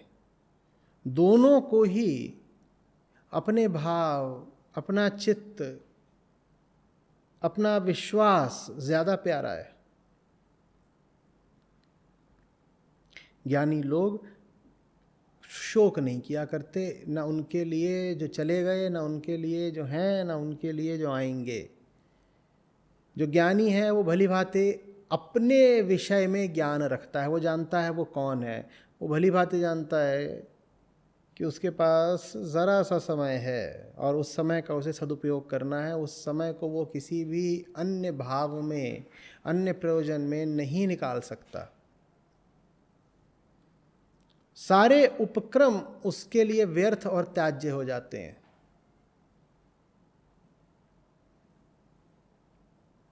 उसे बस एक काम करना है, उसे कृष्ण की ओर बढ़ना है, उसे कृष्ण के पीछे पीछे कृष्ण की ओर बढ़ना है।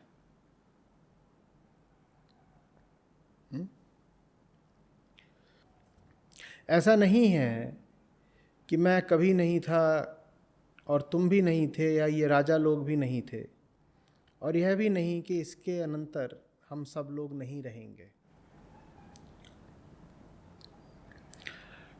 अर्जुन, रूप रंग वेशभूषाएं बदल रही हैं, वही एक बहुत पुराना खेल है जो चल रहा है। उस खेल के मध्य में तुम हो अर्जुन, उस खेल के एक सिरे पर मैं हूं अर्जुन, और उसके दूसरे सिरे पर ये सारा संसार है अर्जुन। लगातार चल रहा है खेल। हाँ, समय है, घड़ी की टिक टिक है, हमें ऐसा लगता है कुछ बदल गया। क्या बदल जाता है? चेहरे बदल जाते हैं, अस्त्र शस्त्र बदल जाते हैं, जगहें बदल जाती हैं,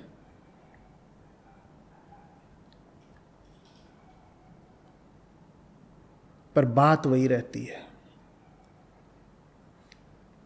जैसे एक नाटक लिखा गया हो, बार बार खेला जाता हो वही नाटक। किरदार बदल जा रहे हैं, रंगमंच की साज सज्जा बदल जा रही है, संवाद बदल जा रहे हैं,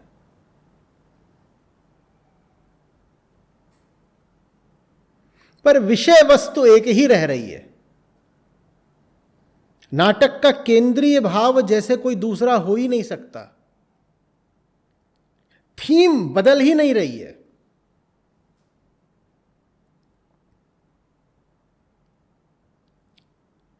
इन तीन के अलावा जैसे मंच पर कभी और कोई होता ही नहीं।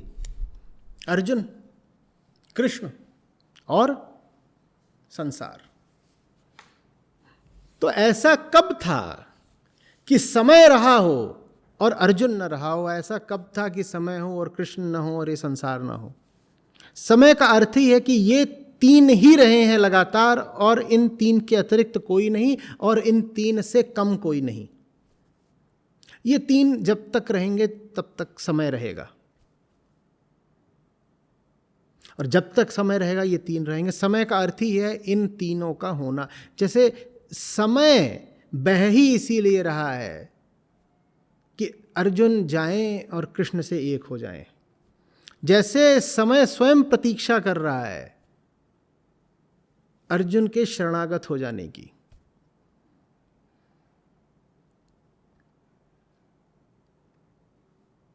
समय चलता ही इसीलिए जा रहा है क्योंकि उसे वहां पहुंचना है जहां अर्जुन झुक गए हैं कृष्ण के सामने।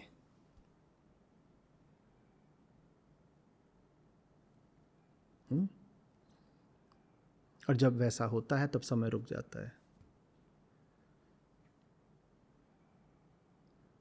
और फिर कोई और धारा, किसी और अर्जुन, किसी और कृष्ण की तलाश में आगे बढ़ जाती है। खेल चलता रहता है।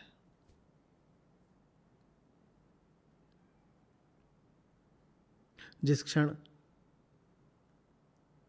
अर्जुन ध्यानस्थ हो गए कृष्ण के समक्ष, अर्जुन के लिए समय रुक गया। कृष्ण के विराट रूप का अर्थ समझिए। विराट रूप का अर्थ यही नहीं है कि कृष्ण ने कौरवों को खा लिया, कि पूरी सेना कृष्ण में समाती जा रही है कौरवों की और राख होती जा रही है। विराट रूप का अर्थ है कृष्ण ने काल को ही खा लिया। समय रुक गया है उस समय। वो क्षण जैसे अंतिम है। अंतिम इसलिए क्योंकि उसके बाद अर्जुन की तलाश मिट गई। जब तक खोज है तब तक समय है, उसके बाद घड़ी अपनी ओर से चलती रहेगी। घड़ी तो एक यंत्र है, घड़ी के चलने से समय नहीं चलता रहता। आप भी एक ऐसी स्थिति में आ सकते हैं जहां घड़ी तो चलेगी लेकिन आपके लिए समय रुक गया होगा। अब आपकी तलाश मिट गई, समय अब आपके लिए चल नहीं रहा आगे। 8 बजता है, 10 बजते हैं, 11 बजते हैं, 2 बजते हैं, 4 बजते हैं, ये सब बज रहा है, लेकिन समय का आगे बढ़ते रहना अब आपके लिए अर्थहीन हो गया है। समय की सार्थकता ही तब तक है जब तक आपकी यात्रा बची हुई है।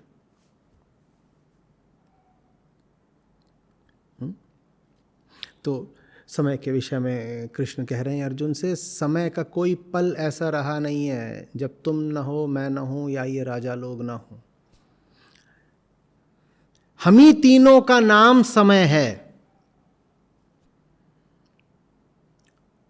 दो क्यों नहीं हो सकते समय में? क्योंकि सिर्फ अर्जुन होंगे और कृष्ण होंगे तो समय तत्काल समाप्त हो जाएगा। अर्जुन के पास कोई विकल्प ही नहीं होगा, अर्जुन को जाकर के कृष्ण से ही मिल जाना होगा। ये त्रिभुज चाहिए जहां अर्जुन के पास विकल्प हो सदा। कृष्ण की ओर भी जा सकते हैं और संसार की ओर भी जा सकते हैं। इसी त्रिभुज का नाम समय है। इसी त्रिभुज का नाम है मनुष्य का जीवन। जीवन माने समय। एक कोने में तुम खड़े हो, एक तरफ वो है, एक तरफ वो है, बोलो जाना कहाँ है? और कभी भी तुम सिर्फ एक तरफ को जा नहीं पाते, घूमते फिरते रहते हो, थोड़ा सा इधर बढ़े, थोड़ा सा उधर बढ़े। बड़ा लंबा चौड़ा त्रिभुज है, पूरा संसार उसमें समाया हुआ है। बहुत भटक सकते हो, बड़ी सुविधा है भटकने की, उम्र भर भटक लो।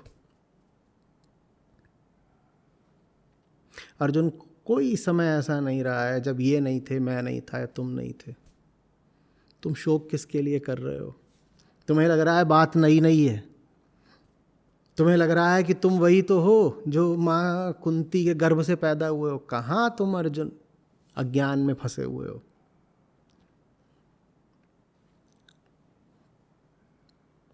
तुम्हारा एक संस्करण पैदा हुआ है।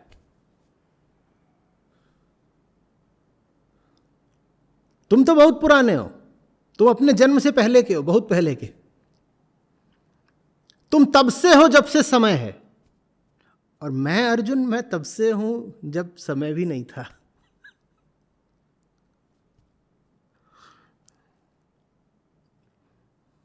ये राजा लोग भी तभी से हैं जब से समय है। यहां कुछ नया नहीं है, यहां बस रूप बदलते हैं, नया कभी कुछ होता नहीं। कहानी बहुत पुरानी है लेकिन लगती हमेशा अनूठी, एकदम नई नई, ताजी ताजी। हर बच्चा यही सोचता है, अभी अभी आया हूं, जन्मदिन मनाता है। और हर मौत पर हमको यही लगता है कुछ मिट गया, अंत आ गया। कभी कहां अंत होता है। जो अंत मना रहे हैं, अगर अभी वो खड़े हैं किसी का अंत मनाने के लिए, तो अंत अभी आया कहां। चल ही तो रहा है खेल।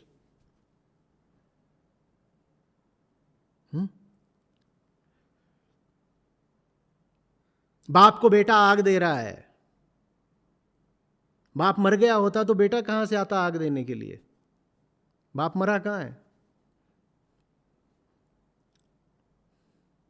बाप ही तो अभी जिंदा है खुद को आग देने के लिए, और जो आग दे रहा है वो अपने भीतर उसको बैठाए हुए है जो उसको आग देगा। कोई कहां मर रहा है, कोई कहां जन्म ले रहा है। रूप बदल रहे हैं, भेष बदल रहे हैं। किस्सा पुराना है।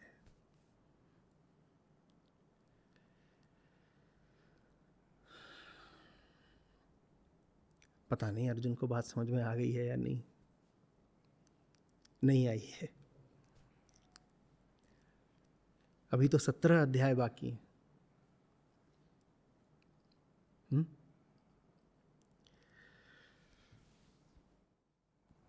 जिस प्रकार देहधारी जीव के लिए इस शरीर में बचपन, युवावस्था और बुढ़ापे की अवस्थाएं हैं, उसी प्रकार अन्य शरीर ग्रहण भी उसके लिए एक अवस्था है। उसमें ज्ञानी व्यक्ति मोह को प्राप्त नहीं होते। इतना तो दिखता है ना अर्जुन,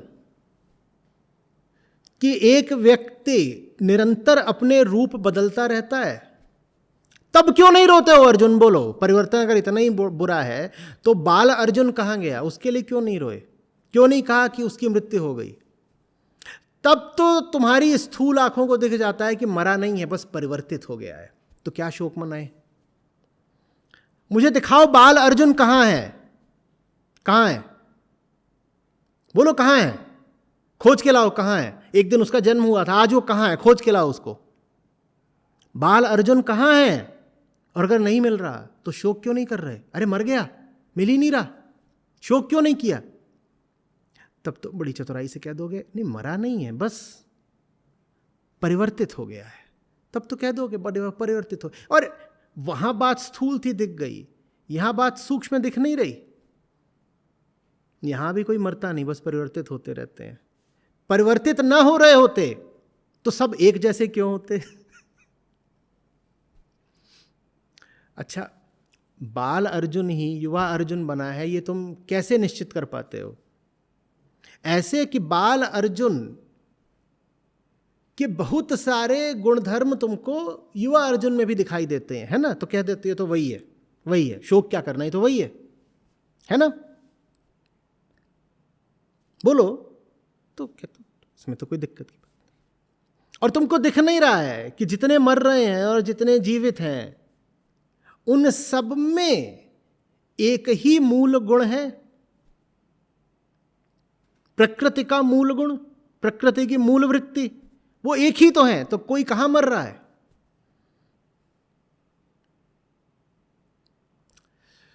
तुम छोटे हो, तुम्हारा कुछ नाम है, तुम्हारा छोटा नाम, छोटे हो तुम्हारा नाम राघव है, ठीक, और तुम्हारा एक चेहरा है, ठीक है। और उस चेहरे में सदा कुछ भाव रहता है, और जो भाव हैं वो 5 ही 6 प्रकार के रहते हैं। कौन से 5-6 प्रकार के? काम, क्रोध, मद, मोह, लोभ इत्यादि, यही सब रहते हैं। फिर तुम बड़े होते हो और तुम्हारा नाम तब भी राघव रहता है और तुम्हारे चेहरे पर भी वही भावभंगिमा रहती है, इसीलिए कोई शोक नहीं करता। कहते हैं वो जो बच्चा था वही तो बड़ा हो गया है, वही है, बच्चा मरा नहीं है, परिवर्तित हो गया है, तो कोई शोक नहीं करता। ठीक, अब तुम नहीं रहोगे, कोई और आ जाएगा। दोनों का असली नाम तो अभी भी एक ही है ना। तुम्हारा नाम भी था अहम, उसका नाम भी अहम है, नाम कहाँ बदला? जैसे छोटे राघव का नाम राघव था, बड़े राघव का भी क्या नाम था? राघव। वैसे ही तुम्हारा असली नाम क्या है? अहम। तुम मर जाओगे, कोई और होगा, उसका असली नाम क्या होगा? तो कोई कहाँ मरा, अहम तो अभी भी जिंदा है। तुम्हारे चेहरे पर जो भाव दिखाई देते थे, तुम मर जाओगे, दूसरे व्यक्ति के चेहरे पर भी तो वही भाव है। क्या भाव थे तुम्हारे चेहरे पर? भय, लोभ, मद, मात्सर्य, यही सब। वो जो दूसरा व्यक्ति है उसके चेहरे पर भी क्या है? वही सब कुछ है ना। तो तुम में और दूसरे में अंतर कहाँ है, मुझे ये बता दो। बस दिख नहीं रही है, और दिख इसलिए नहीं रही है क्योंकि तुम्हारी आंखें अपने जीवन काल को पैमाना बनाकर कुछ भी नापती हैं। बात समझ रहे हो? तुम चूंकि 80 साल जीते हो लगभग, तो तुम 80 साल के पैमाने पर बदलाव का आकलन करते हो। तो इसीलिए एक ही व्यक्ति में जब बदलाव होता है, वो पिछले दिन मर गया, अगले दिन जीवित हो गया, तो तुम्हें पकड़ में नहीं आता, क्योंकि 80 साल की अपेक्षा एक पल बहुत छोटा है। एक पल में जो बदलाव हो रहा है वो तुम्हारी इंद्रियों की पकड़ में आता नहीं है। मामला टेक्निकल है, नहीं समझे भाई? हर उपकरण का अपना एक कैलिब्रेशन होता है ना। तुम थर्मामीटर लेते हो, तुम्हारा तापमान आया 98.4 फ़ारेनहीट, ठीक? थोड़ा बढ़ गया, थोड़ा बढ़ गया, तुमने नापा, कितना आएगा? नहीं, अभी भी 98.4 आएगा। बताओ क्यों? बताओ क्यों? क्योंकि उस उपकरण की इतनी सेंसिटिविटी नहीं है कि 98.4002 को पकड़ पाए वो। तो तुमको क्या लगता है कि तापमान अभी उतना ही है, जबकि बदल गया है। इसी तरह से तुम्हारी आंखों को दिखाई नहीं देता कि पिछले 2 मिनट में ये मर के कुछ और बन गया, तो तुमको लगता है जिंदा है। जिंदा नहीं है, ये इतनी देर में न जाने कितनी बार मर गया, न जाने कोई और कितनी बार पैदा हो चुका। तापमान बढ़ा है, बस तुम्हारा थर्मामीटर उस बात को पकड़ नहीं पा रहा है। ये तुम्हारा जो उपकरण है ना, ये उपकरण,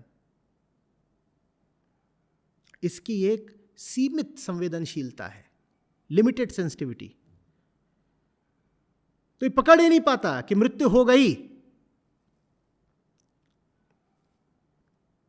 हां, जब कोई स्थूल घटना घटती है, जैसे कि एक 6 फुट की देह गिर गई, तो तुम कहते हो अरे मर गया, अरे मर गया, अरे मर गया, क्योंकि बड़ी स्थूल घटना है। वो ऐसी है कि जैसे तापमान 106 हो गया, अब तुम्हारा थर्मोमीटर पकड़ लेता है, कहता है हाँ अब तो बुखार है, पकड़ लिया।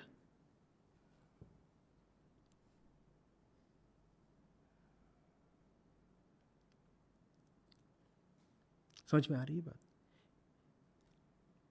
परिवर्तन तो लगातार हो ही रहा है, और एक व्यक्ति और दूसरे व्यक्ति में लगभग उतना ही अंतर है जितना कि बाल अर्जुन और युवा अर्जुन में।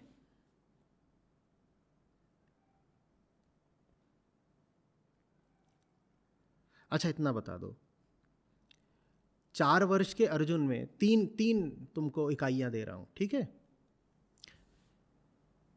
4 वर्ष के अर्जुन, 40 वर्ष के अर्जुन और 40 वर्ष के कर्ण, इनमें से कौन है जो 2 बिल्कुल एक जैसे हैं?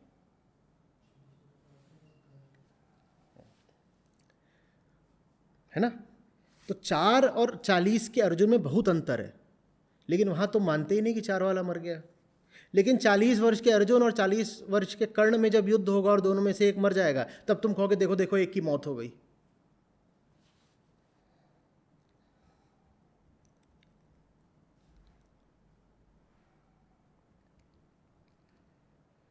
जिसको हम निरंतरता कहते हैं, कॉन्टिन्यूटी, वो बहुत बड़ा भ्रम है।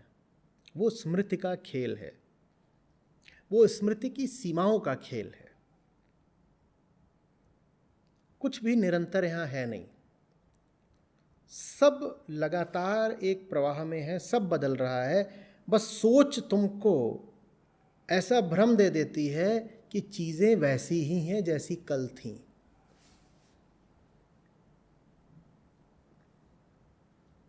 क्योंकि आपके नापने का पैमाना बहुत सूक्ष्म नहीं है, इसीलिए जो लगातार आंशिक बदलाव हो रहे हैं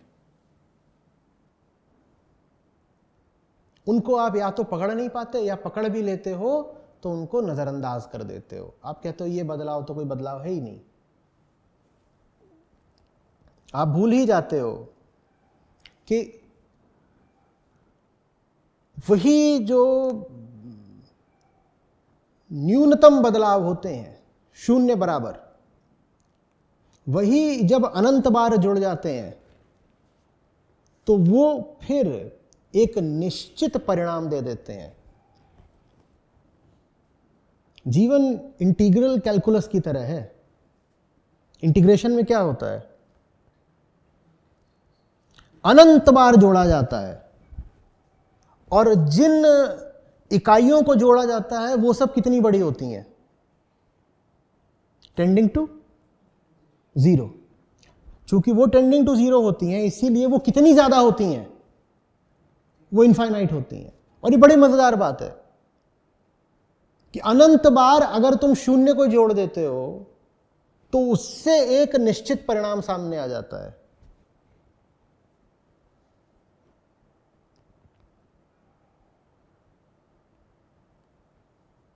हाँ, उनमें से किसी एक टुकड़े को देखोगे तो कहोगे ये तो शून्य है, दूसरे को देखोगे तो भी कहोगे ये तो शून्य है, तीसरे को देखोगे तो भी कहोगे ये तो शून्य है। नहीं, शून्य नहीं हो, शून्य से जरा सा हट करो, टेंडिंग टू जीरो है, इक्वल टू जीरो नहीं है।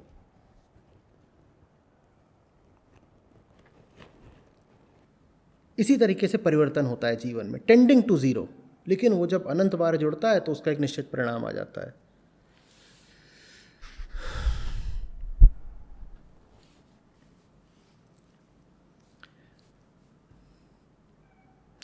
आप जितना अपने आप को 4 साल वाला समझते हैं उतने आप हैं नहीं। बस 2 बातें आप ध्यान में रख लें। आप यदि आज 40 वर्ष के हैं तो आप जितना अपने आप को मान रहे हैं कि आप वही जीव हैं जो एक दिन 4 वर्ष का था, तो आप वो जीव हैं नहीं। थोड़ा वैज्ञानिक दृष्टि से थोड़ा ध्यान से देखिएगा। आप यदि आज 40 के हैं तो वो जो 4 साल का था व्यक्ति, जो आप ही का नाम रखता है, आप वो व्यक्ति नहीं हैं। हाँ, आपको बस ऐसा लग रहा है। गौर से देखिए आप में उसमें आज कितना साझा है, कुछ नहीं। ठीक, ये पहली बात ध्यान में रखिए। दूसरी बात, 40 ही वर्ष का कोई दूसरा व्यक्ति हो, आप उससे अपने आप को जितना भिन्न समझते हैं उतने भिन्न आप हैं नहीं।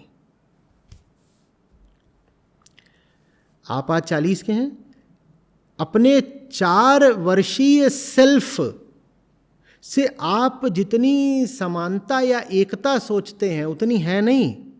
और दूसरी बात, आप यदि आज 40 के हैं, जो कोई दूसरा व्यक्ति है जो 40 का है या 50 का है, उससे आप अपने आप को जितना भिन्न समझते हैं उतने भिन्न आप हैं नहीं। अब इन दोनों बातों को एक साथ रख के देख लीजिए अर्थ क्या हुआ।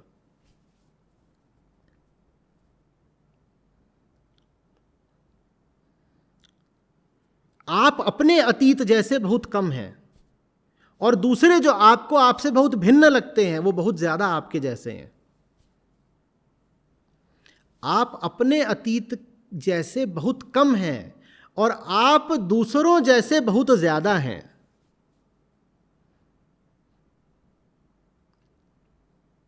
तो बताइए, आप यदि आज नहीं भी रहेंगे तो कोई अंतर पड़ेगा? 100 दूसरे हैं जो बिल्कुल आपके ही जैसे हैं। हाँ, बस व्यक्तित्व की परतों को उतारकर थोड़ी गहराई से देखने की जरूरत है। आप भी मिटने से डरते हैं, दूसरा भी मिटने से डरता है। आप भी मोह में हैं, दूसरा भी मोह में है। आपकी आंखें भी कुछ तलाश रही हैं, दूसरे की भी। आप भी बदहवास हैं, कहीं प्रेम मिल जाए। दूसरा भी इस तलाश में है, कहीं प्रेम मिल जाए। मुझे बताइए, आप किस आधार पर अपने आप को दूसरे से बहुत भिन्न मानते हैं? यही कृष्ण समझा रहे हैं अर्जुन को।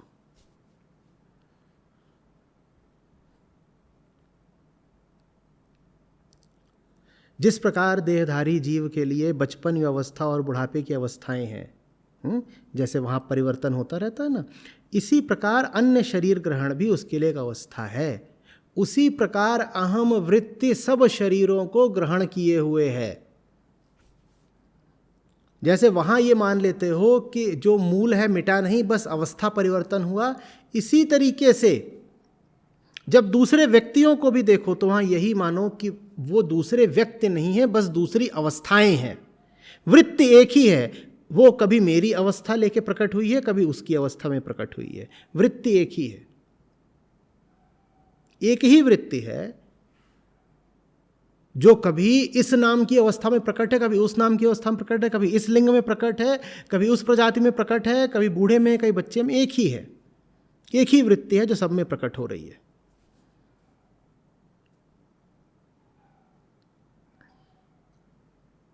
समझ में आ रही है?